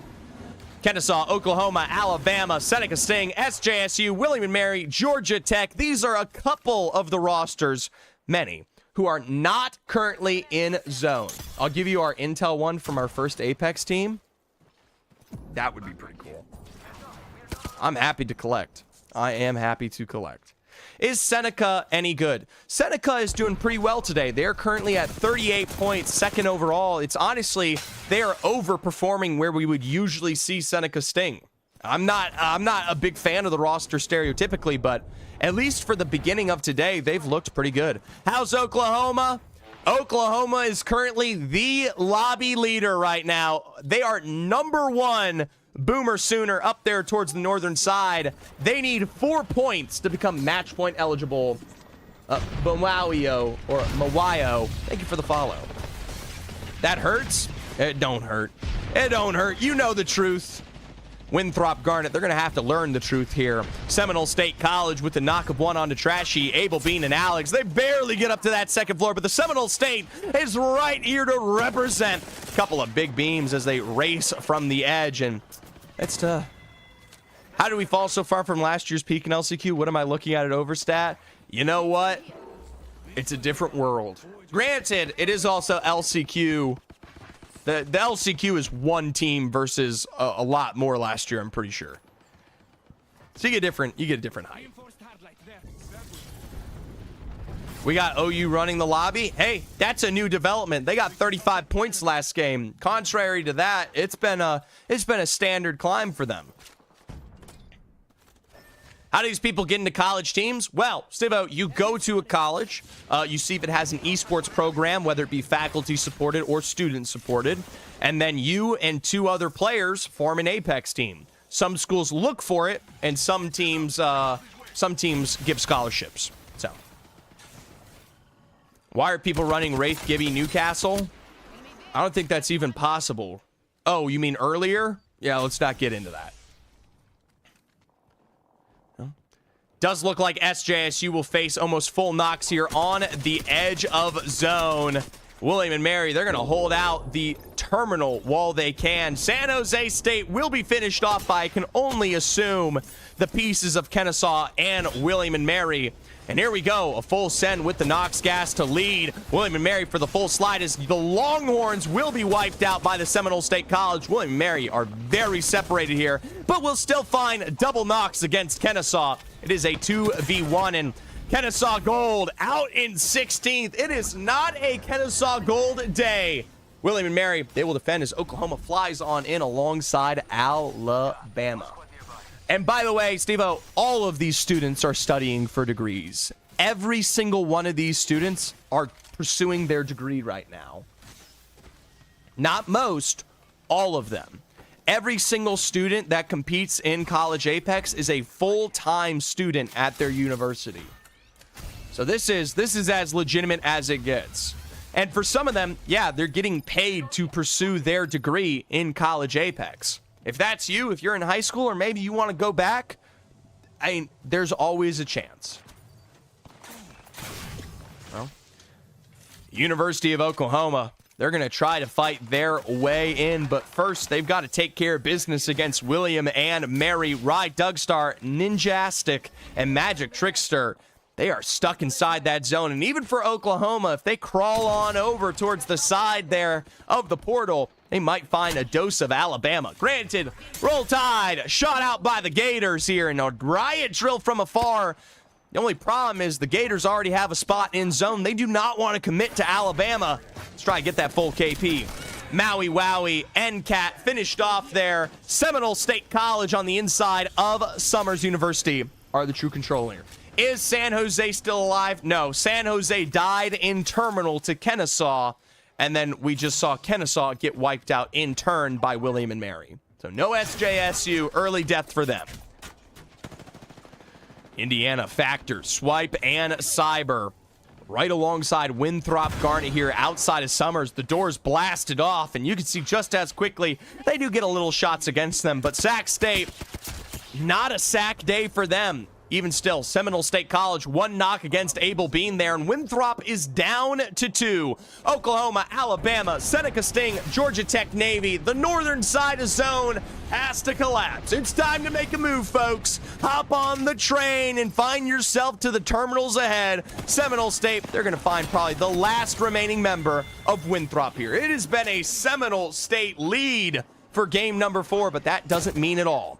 Florida Gators defend as they will. We talked about Florida on Florida hate crimes here. Instead, it's CSU Dominguez, the California roster. They've got a knock of 1, and Newcastle on the other side is going to allow Florida State to pull themselves back together here. Quick reset on the ultimate, as well as the G7 in the hands of CSU Dominguez. They've got pressure for days as Oklahoma currently hosts a position below them. I don't know if Oklahoma has enough points for match point right now.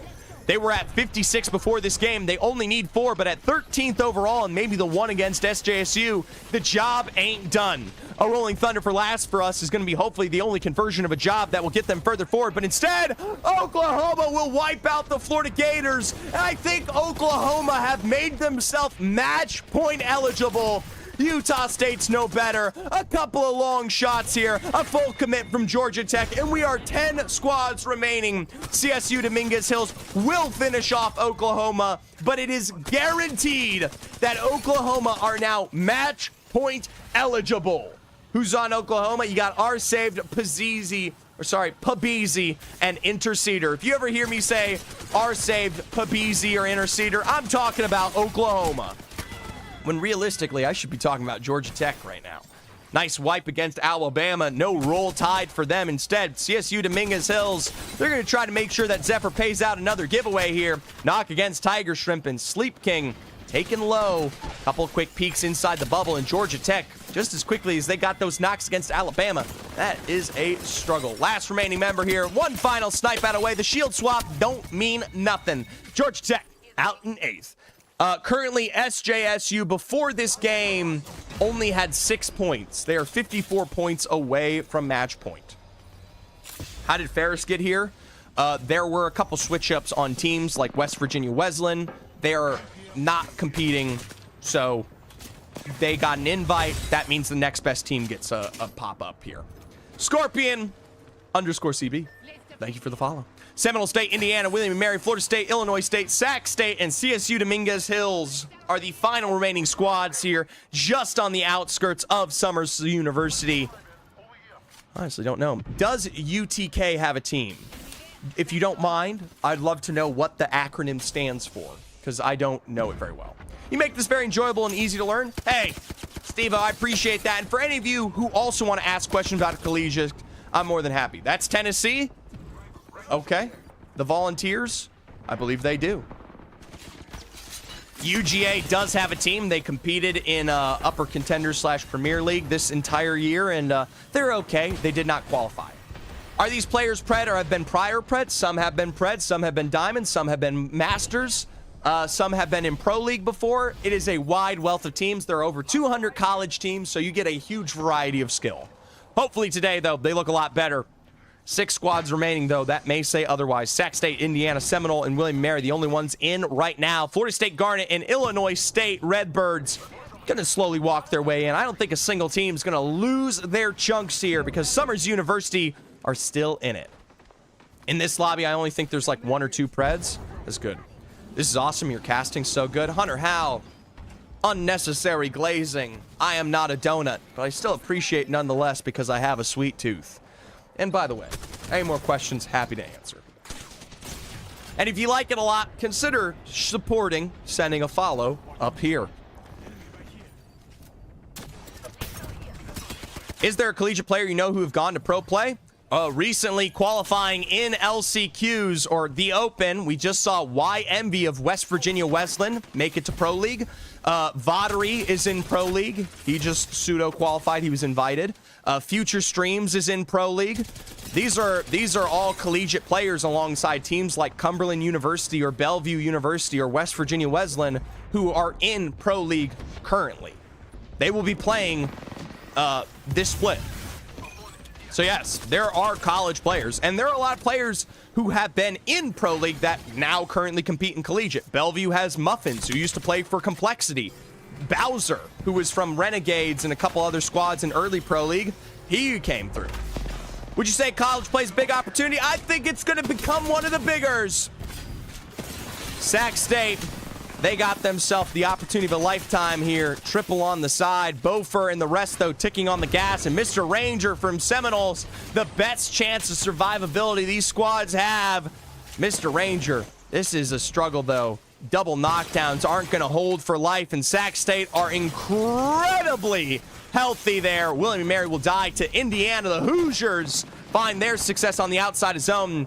Honestly, Sac State, we're just counting the seconds there till they find that wipe. Indiana, a trade of 1-for-1 as Kostenko got the snipe from the Illinois State Redbirds. That's it for Seminole State College. Top 4 remaining. Florida State, the Seminoles here versus Illinois State Redbirds. Sac State, and yes, the Hoosiers. The Redbirds, just as quick as they peak, find themselves stunted by Seminoles. A reset to the inside of building in the bubble as well. No peaking opportunities for Little Hollow and the rest. The Redbirds, they might face a re-knock here, but instead play for full recovery. The Seminoles, they give it up. Florida State are back to the outside. They want to try to play for the dub. Some schools have tryouts, by the way, Hayden. Some do invitations, some scholarships, some are student clubs. It really depends on the school.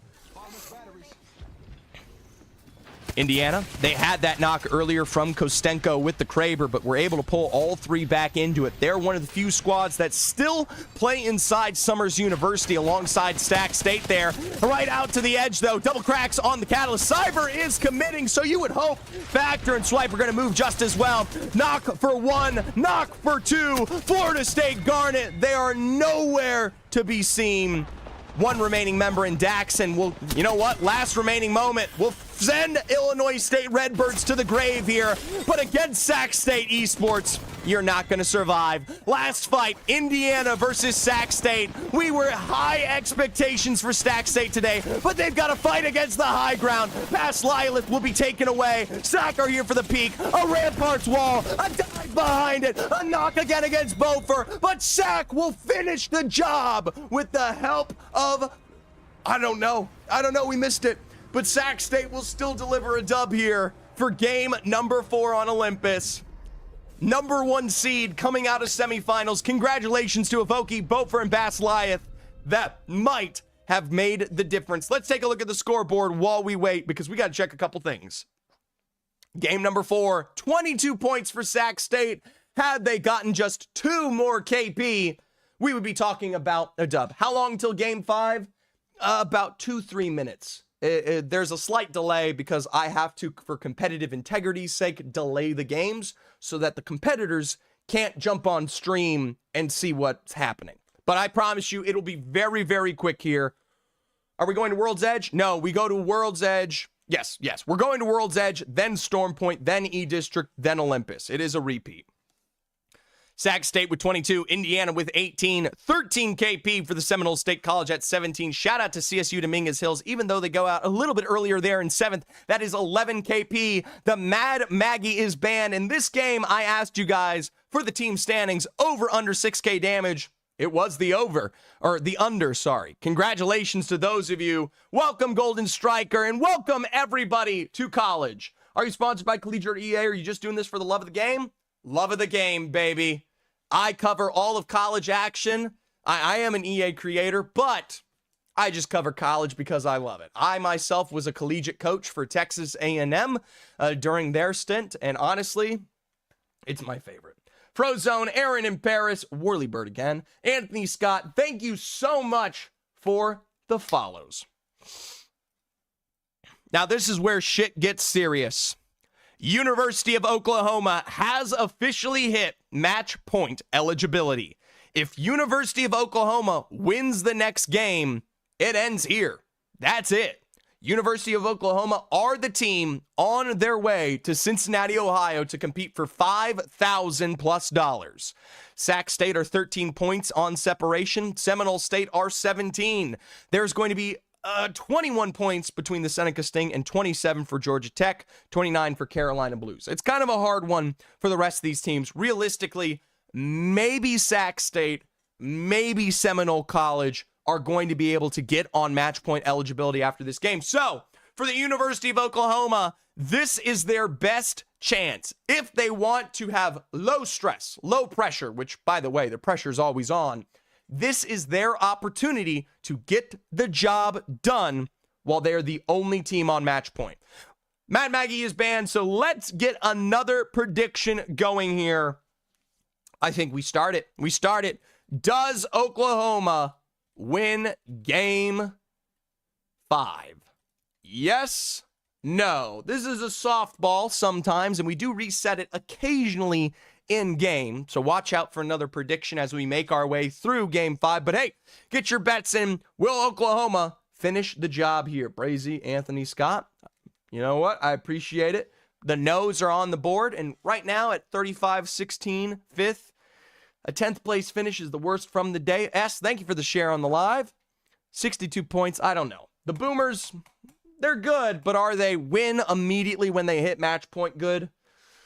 I don't know. We're going to have to let this stand. Right now, the majority say otherwise. 3,000 points on the no. Bree, you're a fan. You're a supporter. Oklahoma, we'll see if they can represent for you. Of course, let's pop back into game.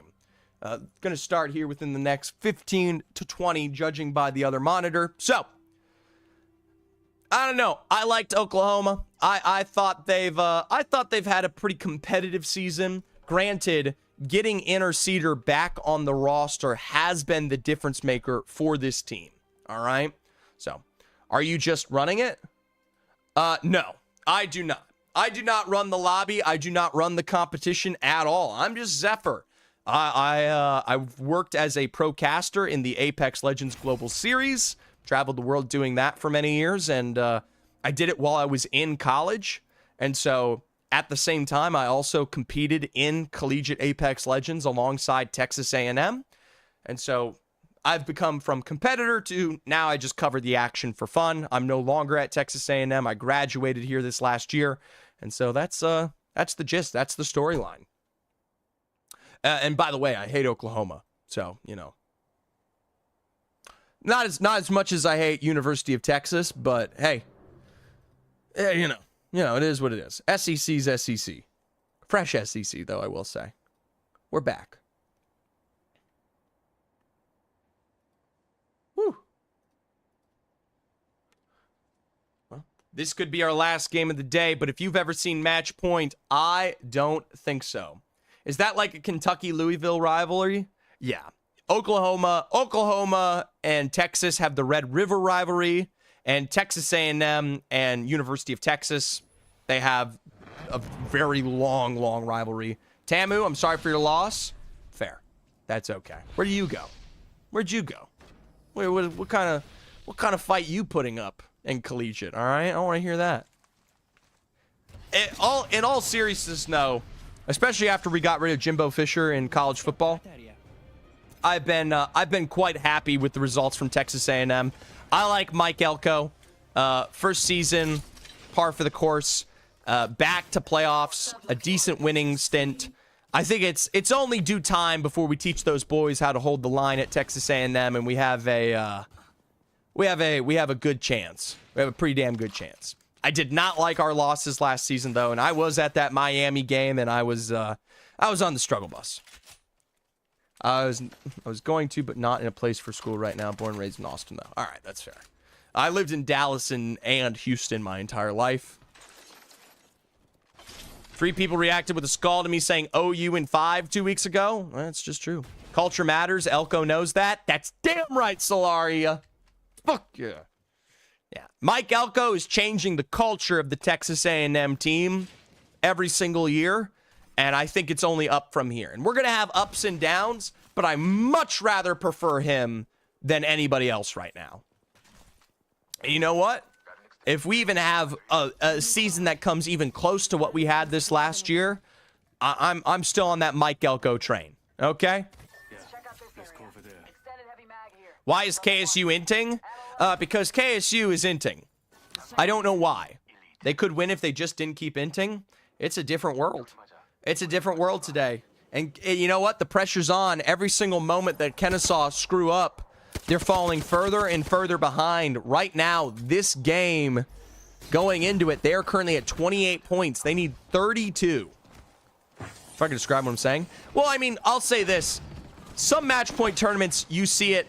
Oh my God. University of Texas, drop of 2. One at the hands of KSU, another at the hands here of Seminole State. And the Longhorns, they're done. That's it. Saw them off, baby. University of Texas already eliminated here from play. By the way, this is the JV roster of UT. If you're wondering where the main roster is, they have already qualified. But, damn. But yeah, as this game goes on, I will say Kennesaw and a lot of these teams, they need more KP to catch up. So I could see why they get aggressive. SJSU, by the way, they start just in the center of map there outside of Epicenter. They are currently playing towards Climatizer right now. So they are in zone. This is a hard northern pull. A lot of these teams like Kennesaw, they've got to move their ass. All right. University of Oklahoma, they are the potential winners. That goes. Zephyr, can you leak Caden Champs preview so I can send it to Future before Pro League tomorrow? I do not have access to that, nor did I know it was a thing. Sorry. I never heard of that. Florida Gators, portal available from the Ash here, and I just don't think this is a good move.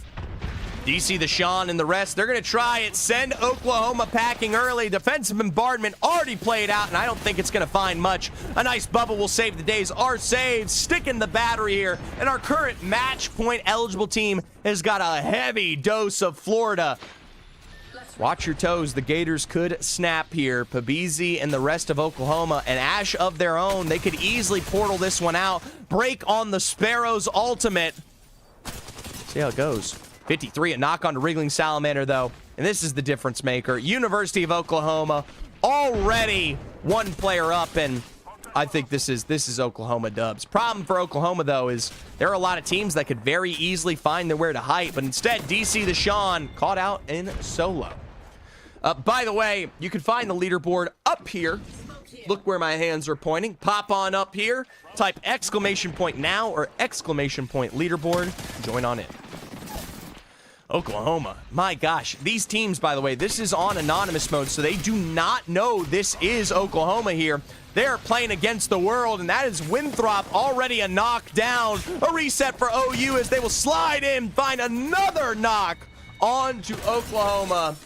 Okay, Shakir, sadly, it is only on the Burple app. If you want to take advantage of the leaderboard, you got to pop on over. It is not set up for the Tiki. All right, Oklahoma will get that wipe on to Winthrop. And it is time again for Utah State maybe to go for the full send here. Now, Oklahoma is very healthy on this exchange. And while there is a nice flesh crack found, Utah State is still a duo. Naxlow, Blank, they're going to crack on in. That is going to be a conduit queue used on the trade. Another big beam there, and Naxlow, that's it. I don't know what we expected. You just watch two teams get absolutely obliterated by Mysterious Squad, and you think you can just walk on in and find success?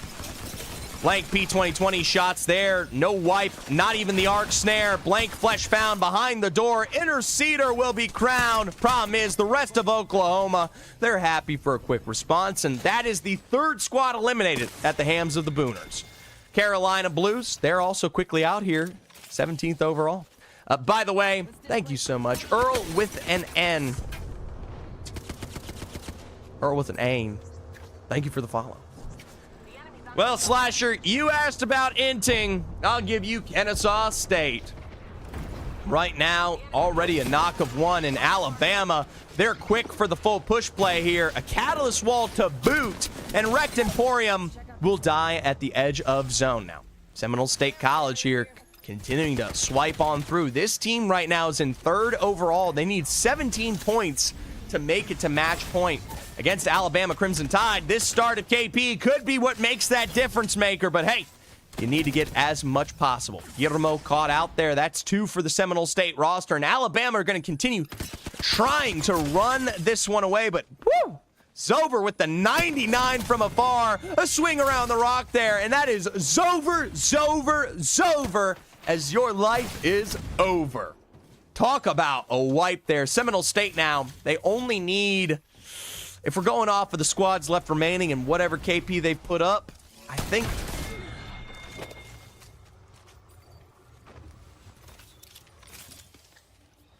Okay. Well, whatever. I need people to play ranked with. You know what? Throw a question in chat and see if anyone responds. Florida are still in it. Even though DC the Sean's wipe there was less than spectacular, they're still in the picture. A couple of extra shots here from CSU. Dominguez Hills, a crack against the hard light, and there's not a lot of time, but Sleep Kings getting sniped from afar by SJSU. Don't throw half an it's me angle for a full thirst there, and that is going to be some of the first KP I've seen successfully picked up from them. Oklahoma currently sliding on, and by the way, if any of you want to play ranked right now, Puffco Rec, you should add him. All right. Someone take that man on a ride. I haven't seen a zone back here in years. Careful, Jack. You're showing your age. Sac State, very much so. I agree with Slasher entirely. This is a very dominant position in zone. It is tough, though. Holding on to something like this can get difficult, and right now, they're playing with the remnants of someone else's rampart. No problem, gases. Not too much evil dark. What? What? Limbox, I do not know what you're saying right now. Anyways, Florida Gators, they got their reset on DC the Sean for Oklahoma again. It is another SJSU snipe. I can't believe how far away that was, but It's Me Angle is going to get that drop, and Oklahoma are so far away that they are reset. Well, Sac State here, slowly posturing for pillar. This is one of the best spots in zone. 13 squads remaining. It's up to Georgia Tech to finish the job here. And we'll see how it goes. Zone could pull back southwest. I don't think so. With how far north it is already, it is definitely deep. Deep pull here. And yeah, we just got just a tinge of the zone peak there. It is 100%.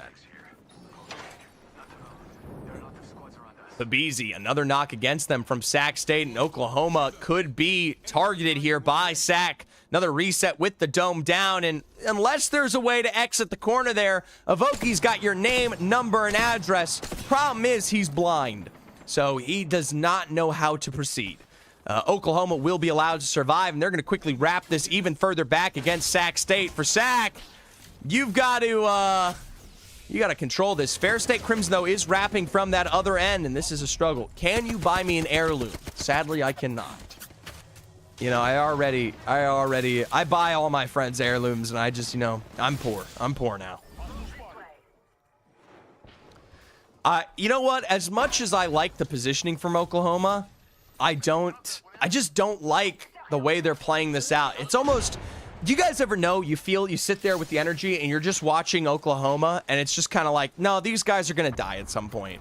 The way they're playing, how they're trying to survive it with Sac State nearby and everyone else, I'm feeling like an Oklahoma elimination is basically guaranteed. I mean, I'm not even a hater. You can just sense the energy, Somehow the other teams will int each other and let them win. You know what? We'll see. Didn't take the opening they had to fight for God spot. Unfortunate. Yeah, pretty much. They're going to hold on for dear life, but they are not in zone. 37 seconds, and whether they walk in towards that train line or not, you still have NCAT and Fair State Crimson potentially going to wrap you from behind. Pre-hating is crazy? No. No, it's not pre-hating. It's just analysis. You want the hard, cold truth, okay? The only saving grace is going to be that NCAT does get Krabered out from Mikey there, and Fair State Crimson could very easily find themselves in maybe a struggle bus of a fight that Oklahoma can third here. But hey, into the cart for now. Oklahoma will survive on the western side of zone, but Sac State, that is still the true fight ahead for them here. It's going to take a beautiful beam and a half, and more importantly, surviving wherever NCAT and Ferris rotate. Revy with the castle wall down. That'll be a difference maker for now. Little survivability, but bubble out here. The Sheila is waiting, and I like the slam response. Even the mobile shield ain't going to defend. Mikey with a launch here, and from the other side, you are getting shot from all angles. NCAT and Ferris, they practically provide what Oklahoma needs. They int each other, and neither are successful. Sac State are happy to catch maybe a little bit of this KP. Oklahoma to say the same. That beam from Pabizi was necessary there, and he does not find it. Well, Fair State down to 1. North Carolina, they are also struggling just as much here. Little snipe from Seneca Sting, and they could be the next team to try and third party this. Instead, hey, little knock of one against Sumara, and Seneca Sting, they're going to play for the bubble reset with the Newcastle there, and I don't know. Oklahoma, they have no reason to move, but instead, they're looking towards Sac State. A Rolling Thunder pumped in response, an interceder in our save. They've got to be careful. Sac State is clean and easy with it. Nox gas grenade popped in response there, and I don't think Oklahoma, they barely have the time to last. Pop the bubble, you stupid! Couldn't say the last part of that sentence, but you know what? They survive. They survive. They don't even understand how much of a threat Seneca is from behind them right now. And OU, they survive. William and Mary. Little knock there on the other side of zone. With 10 squads remaining, OU is still in this lobby competing for zone. Seneca Sting and the Florida Gators will be on that west side alongside them. But University of Oklahoma here, I mean, this is still a pinch. They have been permitted to survive for way too long, all right? It's time to cut it out, all right? You know why we call them Sooners? It's because they showed up too early to the land rush, all right? They've showed too early here, and it's time to send these boys packing. Send them home.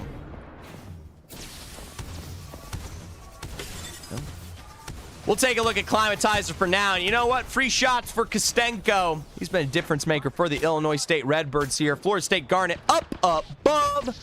Long-range shots against Indiana as the Florida Gators, they're going to go for the full send against Oklahoma here. There's the bombardment. Spared in return, and Castle Crasher, DC, the Sean, and the rest. Why even permit a shot to behold? Instead, this is Seneca Sting that they're fighting. My apologies, not Oklahoma. They will trade 2 for 1. And with one last beam against the bombardment, Seneca Sting will face their end. Oklahoma versus Sac State. This could decide the end game. And for Oklahoma, stuck in the window, it really is no good response. Even still, our save with the 99 knock. Beaufort, it's up to him and Bass Lyeth to play for a reset.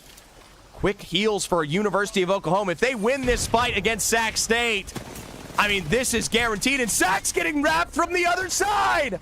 Georgia Tech Navy have swung in, hearing the exchange here, and that's double knocks against the Sac roster. Now, Oklahoma, by the way, is holding on for dear life. I don't know why they're not playing out of this one, but Wriggling Salamander from Florida will get a knock on Georgia Tech.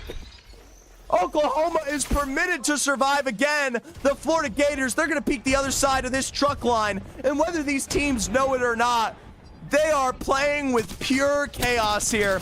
San Jose State, we check in with them against FSU, and University of Oklahoma are still in here.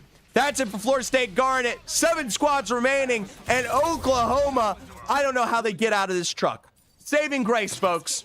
I do not know how they get out of this truck here if it means winning the game, but for right now, Georgia Tech, Florida Gators, Sac State, this is, I mean, you got Illinois State Redbirds, the rest of these teams from Climatizer about to make their move in. Seminole State and SJSU, those are the 3 squads outside of Climatizer looking to make the rotate. Georgia Tech, Navy, and Florida, they're going to hold on as best they can. If they take too bad of a fight here, maybe OU can third party this, albeit I don't quite think so. Seminole State for the rotate. Beaufort, somehow still alive. Florida Gators from this high ground, they're going to choke out teams like Illinois State Redbirds and Seminole State here in the center. Georgia Tech Navy, they'll take the full brunt of a bombardment. And I like this from SJSU. Still a nice slide out there from the Eastern, but not the wipe they need against Illinois State or Georgia Tech. Mr. Ranger knock for Seminole State as Beaufort's putting in work here for this team. I don't know if it's enough to get them to match point here, but a trade against Seminole State College, and it will be Sac State eliminated, and with Zofer getting that shield swap. The rest of these teams are dying as OU just gets to keep it quiet here. SJSU Gold, they're out. Georgia Tech Navy are healthy. It is a 3v3v3 here. This is still tough, all right? Oklahoma are still in it, but this is tough. Florida State up above right now. They have one of the best positions in zone. As long as they don't take a bad knock here, you should be able to punish both of these rosters, send them into each other on rotate. The only problem is that Florida does not have any defense to work with. University of Oklahoma, they got the bombardment, the castle wall, the bubble. They can rotate out of this building, and you know what? They're into the mix. 11 seconds to go, and this will decide the final game of the day. Florida Gators, nice shots against Georgia Tech there. Cannot have Wriggling Salamander go down as that zone tightens up. That bombardment will become a threat to every roster that is not OU. There's the portal play from OU, right into the center of zone, just below Florida. The bombardment is dropped, and I do not know if this will be a saving grace or a true punishment ahead. The Gators will dodge this out. Nothing lands for the bombardment here, and Oklahoma have put themselves right in the front of everybody. The castle wall is already destroyed. I think this was a big mistake. EMP sustained. Oklahoma has nowhere to run. They're primed and ready for an entire slew of bullets from Georgia Tech Navy. And with one remaining member here, there's no chance they deliver a dub. It's up to Georgia Tech here in Florida on the other side. Florida Gators still on height to survive. OU down to 1. Intersator. He could rat this for the final finish, but here's the thing. Kazi GT, he's a rat. Interceder's a rat. I think it's over, folks. Florida is a triple stack. Take the Ash Portal away. Get opposing angles. Beautiful play from DC the Sean here. And this is a guaranteed dub for the Florida Gators. Congratulations. A well-deserved one at that. It was close. Second place for OU. That is terrifying. Oklahoma made it all the way to second place that game. Now, that's going to keep them competitive in the point standing, but that does not matter. Right now, the only thing that matters is the match point dub. Let's take a look at the scoreboard here while we wait. Now, coming out of this game, game number 5, 21 points for Florida. Sadly, no giveaway. 18 points for the University of Oklahoma there. Doesn't really matter. Georgia Tech at 14, SJSU at 11, Seminole State at 10. And yes, Oelios, only one team can qualify for Cincinnati, Ohio off of this game.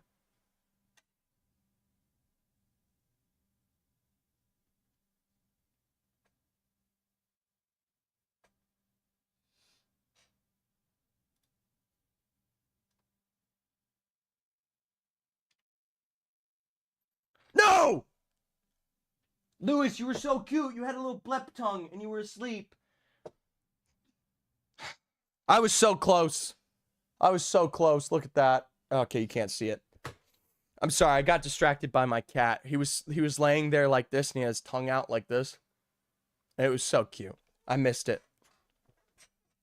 Send in Discord. I didn't get the photo. He woke up too fast. Now, going into game 6, 20 teams here. How many teams total? 30? Yeah, this is LCQs. 29 have already qualified for Cincinnati at Kyle. This is the last chance ahead. University of Oklahoma currently at 80. Yeah, I'll just show this while we wait because we got a little bit of time before game here. Right now, these are the teams. University of Utah will not be going, of course. UCSC chopped. Or this is the LCQ placement right now. So one team will qualify from LCQs. It's not UCSC chopped. It could be any one of these teams that have competed the last week or so. Everyone else, though, these green names, Bellevue, Fisher, Cumberland, yada, yada, yada, yada, yada, yada. They're all in. All right. 7 points for Sac State separates them in match point eligibility. 7 for Seminole State College, the same to be said. 13 for Georgia Tech Navy. 14 for the Seneca Sting as we approach the standard exchange of games here. I can't believe I'm saying this, but Bangalore is banned. No Gibby, no Newcastle ban. They will continue to survive. Heck, Mad Maggie got banned first. I don't know what I'm witnessing today, but this is chaos. Caustic is still in it. Gibby's still in it. Newcastle's still in it. You fat boys, you love what you fat boys gonna do. I asked you guys before this game, does OU win game 5? The answer was no. And you know what? We're just gonna run that back. Start prediction again. Does OU win game 5? It was very close. Prediction on the board is live. This is tough. This is very, very tough. Crypto is still up. Alter ban next. Wait, no way. Yeah, Alter's game 1, and we have not gotten to skirmisher bans quick enough yet. So, no, we're good. Excuse me while I blow my nose.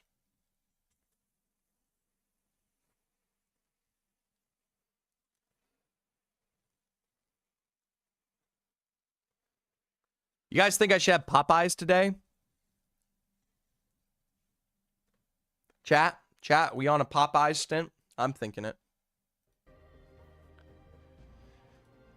By the way, just to talk about pick rate, why not? Because that is a stat that we can take a look at. Right now, Legends pick rate, Gibraltar has gone from 2 picks to 3 to 3 to 8 to 8. He is currently at 8 picks every single game right now, which, by the way, I think is hilariously low. Newcastle was a little bit higher at 9 picks coming off of this last game, and then Caustic, he's currently at 5 picks. So probably a Newcastle ban unless we see like a higher priority randomly towards Ash or something stupid just like takes over like Rampart. I personally think we're going to see the Newcastle ban. Gibby at 8 is criminal. I also agree. I think it's insane that we're not seeing like the substandard compositions. Let's take a look at the pick character select here because that's going to say a lot. 1, 2, 3, 4. I already see 4 Gibbies. And a lot of Caustic, a lot of Newcastle. I think it might be the Newcastle guys. Caustic being in is the most criminal. Yeah, no, I think it's Newcastle personally. It's normal right now. By the way, I want to thank you guys for being here so much today. Talk about this. I hate to say it, but this is like one of the last college streams of the semester for Zephyr. Can you believe that? And by the way, due to certain details, I might be reducing some stuff here in the future. We'll talk. We'll talk maybe a little bit more about it as we approach the next year, but it really depends on a lot of variables right now. And I like the feel of that spot. Let's go. Just enjoy this season. Enjoy this season of Collegiate while it's still around.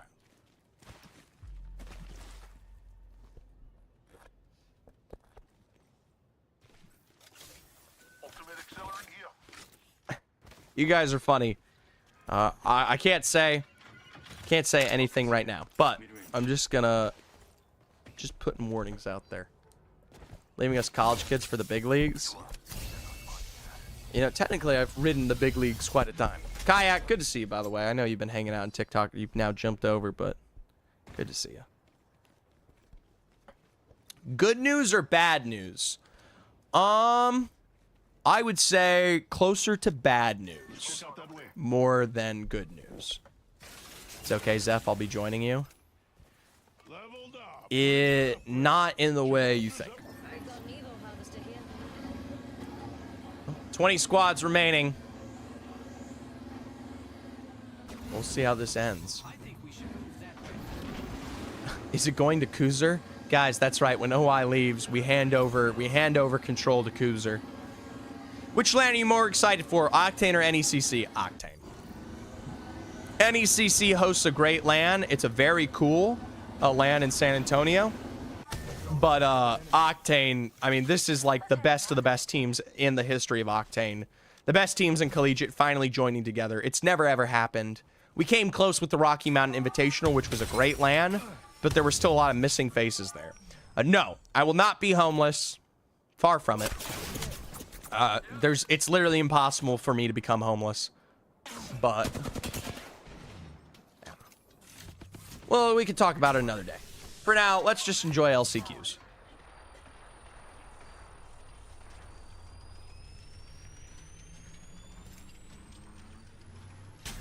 Don't throw half. It's me angle here as a trio up on high. And honestly, the pace of this lobby has completely changed. You redeemed it, but I don't see it. Oh, sleepy? Yeah. It's a good emote. Let's talk that way. Oh. 20 squads up, 20 squads remain, and somehow the lobby has completely turned on its head here for the final, maybe final game of the day. Has a lot to do, hopefully, I would assume, with rotation. Fastest rotators you still have available are going to be your Ashe, maybe Sparrow for a solo rotate. Everyone else is fat and slow here. Final zone over towards Launchpad, and honestly, the fastest thing that exists on the map anymore are these Tridents. A team like Oklahoma, they're blessed that they get the hand of one of them because it's going to allow them to cross towards the east. And the meta that, I mean, we're literally seeing NCAT pull out a Octane. Granted, I think that's a bad decision, but, you know, it is what it is. Pure Mikey. The Seneca Sting gatekeeping Ferris for now. Sumara's on the inside. Last for us is still sitting on the 50 health remaining. This is a struggle ahead here. That is not their door. Thoughts on the recent Octane nerf? It's necessary, you know, but he's okay. He's not busted as he was in like free play anymore, but he's still a fun character. Most people are gonna play Octane no matter what because it gets them juiced. We got a ring console here.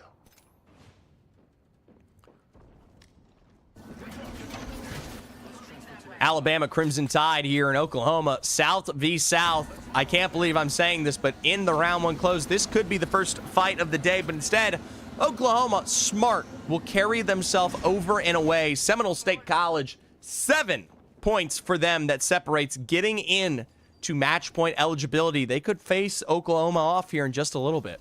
I realized we have Meat Mountain. Meat Mountain is very much an available roster. We're talking Newcastle, Gibraltar, Caustic, and that is, you know what? It is what it is.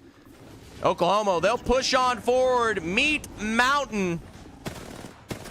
Try to break the EMP, but find themselves stunned. That is going to be at least the EMP in return. Bubble out here for Seminole State College, and right now, Seminoles do lead the fight ahead, but a bombardment against them. The rest of this squad, they need to close the distance and play in here. The minute they do, Zober, Mr. Ranger taken low, a gas trap exchange, and Oklahoma, they find a knock of the duo. That's it for Seminole State College, and I'm sorry to say it, Seminole State will not be on their way to match point eligibility. They were the second closest team here. The next closest is Sac State, and they've still got a mile to go here. They need 7 points. Crypto Caustic still in? I know. Can I join? Ice Tray. Sadly, this is college Apex. These are real college teams and college players. Why didn't we commit there? Oh my god, what are we doing? Okay. Georgia Tech loves eating dirt, apparently, because that's the level of decision making. If they get 7 points and win the map, they win, right? No. Match point, you need to hit 60 points first and then win. So, if you're a Sac State fan right now, they need to defend Oklahoma winning this game, get 7 points, and then win a preceding game. Okay? That guy ran to his bubble when he saw EMP. Yeah, like I said, it was a confusing moment to watch just as a whole. Hey, this is something I haven't seen today. Kennesaw State Gold are actually playing zone. This is like real. Come on. To who? The boys will lock in. Yeah, we'll see. Sac State right now are flying on in towards Lagoon. How many matches just until one game wins match? Yeah, so match point can be infinite. It can go 6 games. It can go 8. When I was in Saudi Arabia, it went 13. Right? The Alliance went 13 games. So it goes until whoever meets the criteria meets the criteria. What game is this? I was working on senior project. We are officially, I believe, in game number 7. 6. Game number 6. I'm starting to lose it. Yeah. There you guys go. Who's on match point? Right now, the only team on match point is Oklahoma after 5 games. And honestly, with Seminole State just dying as well, Oklahoma may be gifted another free match point game if Sac State doesn't deliver here. 19 squads remaining on a round 2 close. This is as good as it gets. Alabama are one of the squads that aren't in it. Florida State, no better for them. Indiana, San Jose, and Sac State are right here on the edge. This is a struggle. Gohan emoji crying. Thank you, Queasy. Let's go over there. Just type it out.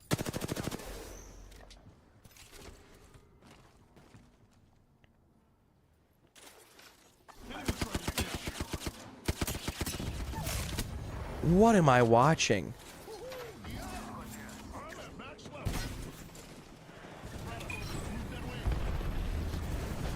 I don't even know what to say for what I'm witnessing right now. UT's bubble's going to go down here, and the silence is a saving grace, but UT are definitely dead.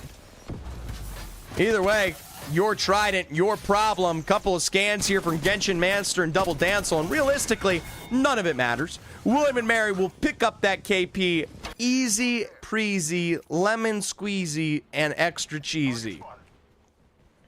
By the way, Sac State Esports is holding out Utah State Goats on the western side of zone. They are the next closest team to match point eligibility, and they are nowhere close to playing the actual poll, which genuinely could come back to bite them depending on what teams hold you out. Indiana held out for now. The Hoosiers, Carolina Blues sticking a reset, and it's up to Ice Wizza to, get a Sheila out here in play. Comp just able to stick that reset onto UMR, but with Indiana and SJSU catching you on either side of the picture here, I think this is a struggle bus. Now, Oklahoma, long range shots. This is the first knock we've seen against the OU team, and I don't think it really means much. Winthrop Garnet are not set up to wipe this team, and Alabama doesn't know that knock took place here. So Oklahoma should be fine for a reset on match point right now. Enemy in the distance. I need something to drink. Targeting that spot.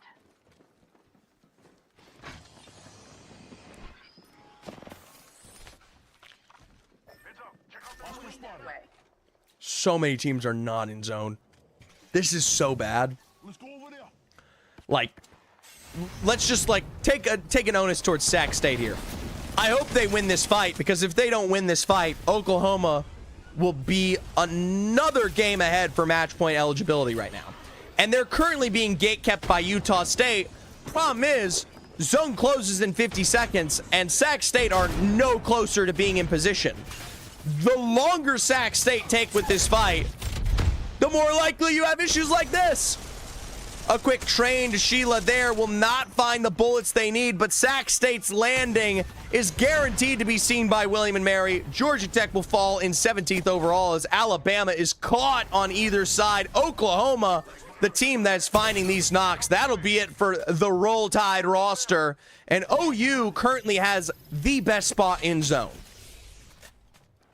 This will pull down over towards that southern leg of Launchpad, and Oklahoma, unless we see another team contest height here like Ferris State Crimson, they have control. Where's WVWC? West Virginia Wesleyan, I believe, has a strict invite, and a team took their place. Well, Beaufort's going to find a couple of knocks there for Sac State, and the kill feed as Kennesaw will hold off these northern teams rotating into Launchpad late.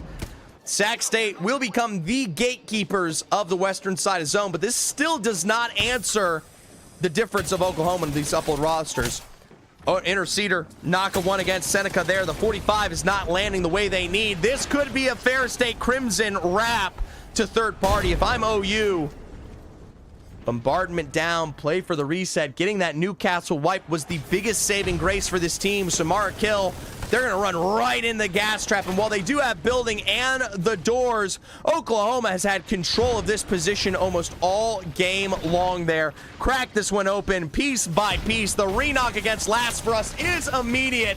And Sumara kill is a single tick of health. You're thankful the bubble has saved you, but with Rezi already down, that's it for the Seneca Sting. And Oklahoma are now in the dominant high ground for this game. Nobody is on the southern side of zone. Not a single team. Ferris State Crimson, they give up the bridge. They opt to play the western building here, which is, it's not even comparable. They don't have a way to cross to height in a way that matters. The Catalyst Wall will be their cross option here. Oklahoma gets to control the flow of this one. The only saving grace is that, I mean, if they play their utility wrong on the walkout, this is just a struggle bus. Oklahoma free us whenever. I mean, it would literally take them really screwing up how they play the end of this zone out, because you literally have all 12 other squads north side of zone right now. And if you don't think you're about to see everyone get absolutely decimated on this next zone close, you have never seen this. 38 seconds from now, there will only be 2, maybe 3 other squads from Oklahoma alive. There's just no way. Blank, please do not spoil things, as well as Utah State existing, yada yada. You guys are still in the lobby right now. Please do not spoil anything. 14 squads left up here. And with this round closed, it's basically guaranteed that we're going to see the majority decimated. Carolina Blues, they're going to try to sneak up over on the edges. Kennesaw, you see them laying into it from the low ground here. And this is tough. Sac State are still in the picture as a duo. This is a struggle. I mean, I don't even know what to say. Look at this. It's pure chaos. SJSU, I mean, they face double knocks here. They're going to play for a little reset on the edge, but nobody is safe on the northern side of the zone. Sac State still haven't made their way in. Illini, William & Mary, Florida Gators, they're going to fly on through, and the majority of these teams, I mean, they're fighting each other. The true winner right now, Oklahoma, has no problems ahead. It would take a fly-in, a monumental trade from afar, or just something pure chaotic. Oh. By the way, if Oklahoma do not win this game, this was their best chance, and they threw. Oh my God, look at that zone. If Oklahoma do not win this game, they do not deserve to go to Cincinnati, Ohio. Whoever else wins this final deserves it more than them. This is the best poll of all time. Nobody is close. There are no rotational legends. Everybody has to walk into Oklahoma. The only difference maker is a long-range shot, some easy, and there's no chance. I mean, Oklahoma deserves it after the incredible performance they've seen today, but none of this matters right now. Everyone else is basically taking care of their... Look at it. Look at it. Like, Oklahoma just gets hot shots. Pabizi's knocking Florida Gators for fun over on the side. This is insane. I can't even read out these other teams right now because in 10 seconds, the majority of them become cannon fodder to fighting each other, and Oklahoma doesn't have to move. And unless you allow Kennesaw to zip line up to your height, okay? If Kennesaw steals the height away from you in some magical moment, being the only team with a Pathfinder right now, congrats. Granted, they're dealing with an entire defensive bombardment, and that's no better for them. Utah State, lay in while you can. Blank for the slide through with the Sheila. Couple of knocks, but will meet his maker. CSU Dominguez Hills are still in it, playing for a reset next to SJSU, but look at this. Illinois State, Kennesaw, they're all mano-a-mano, edge of the tip here. You know what team's not fighting right now? You know what team's avoiding all of this chaos? It rhymes with Loklahoma, okay? Shout out to Ferris State Crimson. They were the closest team to maybe being able to contest, but they gave up bridge early. 5 squads remaining, CSU, DH, and now Ferris State, they're going to take a fight against each other because it just keeps going. It just keeps getting better. Trade for trade. OU, they're getting feed kills there against Florida. No pressure for them. They're up on height. Crimson, nice burn. That's it for CSU, DH. Mikey sniped out, and Turbo, and don't throw our solos. OU still a trio up above, dropping defensive apartments for free. It's over. There's no hope. The poll was gifted. The God spot was delivered. There was never even a chance here. Drop a couple of pot shots, infinite G7 ammo, and I don't think I've ever seen it become this absurd.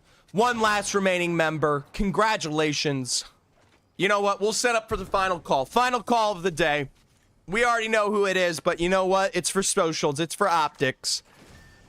A bombardment down here against Turbo, and for Oklahoma, a well-earned delivery. They will be the final roster we send to Cincinnati, Ohio. Congratulations to Oklahoma. I have never seen a more gifted dub than that. R saved, Interceder, Pabizi. Does OU win game? Well, it's technically 6. The answer is yes. Congratulations to those of you who put the points on the board. Looking at the scoreboard, nobody, I don't think anybody even came close. Congratulations to Oklahoma. Here it is. I will say, not Koryu, this was more gifted than that. 108 points. Literally a landslide victory. Sac State never even made it to match point. The same to be said for the entirety of these other rosters. Seminole at 53, Seneca, Georgia Tech Navy there in 4th and 5th. There's the Florida Gators, Ferris State Crimson, Illinois State Redbirds, Kennesaw State Golden. I mean, it's just a different world. University of Oklahoma, we're on a completely different plane today. Interceder, Arce, Pabizi, no one even came close. I want to thank you guys for sticking around all day long. Congratulations to Oklahoma.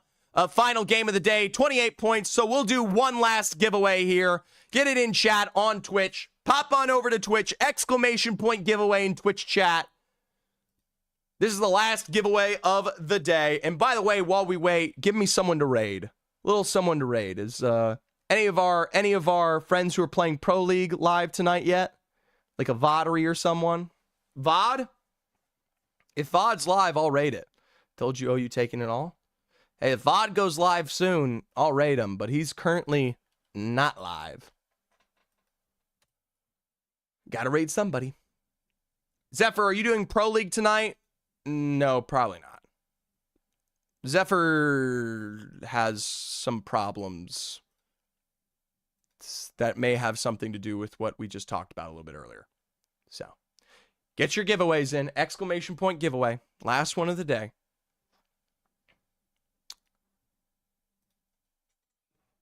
What happened?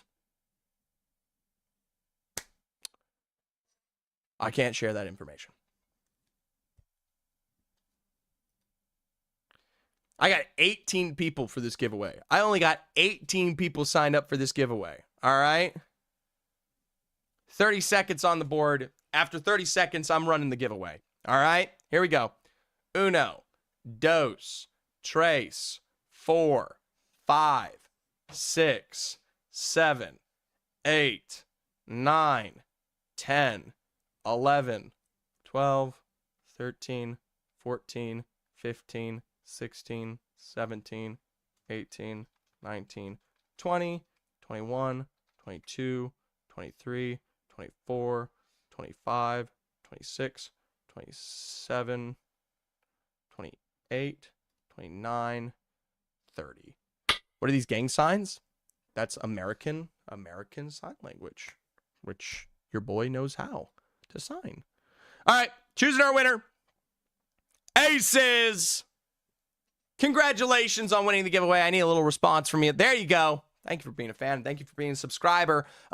Give me a contact after the stream, and congratulations. You just earned yourself $10 worth of Apex coins. So Schmalls and Aces, $10 worth of Apex coins. Send me a message. I'll get you paid out. All right. Well, hey, I want to thank you guys for sticking around today. Let's pause the subathon. And what we got? A little raid. Who should we raid? Who should we raid? First person to say someone who's live, I'll raid them. I don't care at this point. Hunter, thank you for the follow, Hunter. 48069.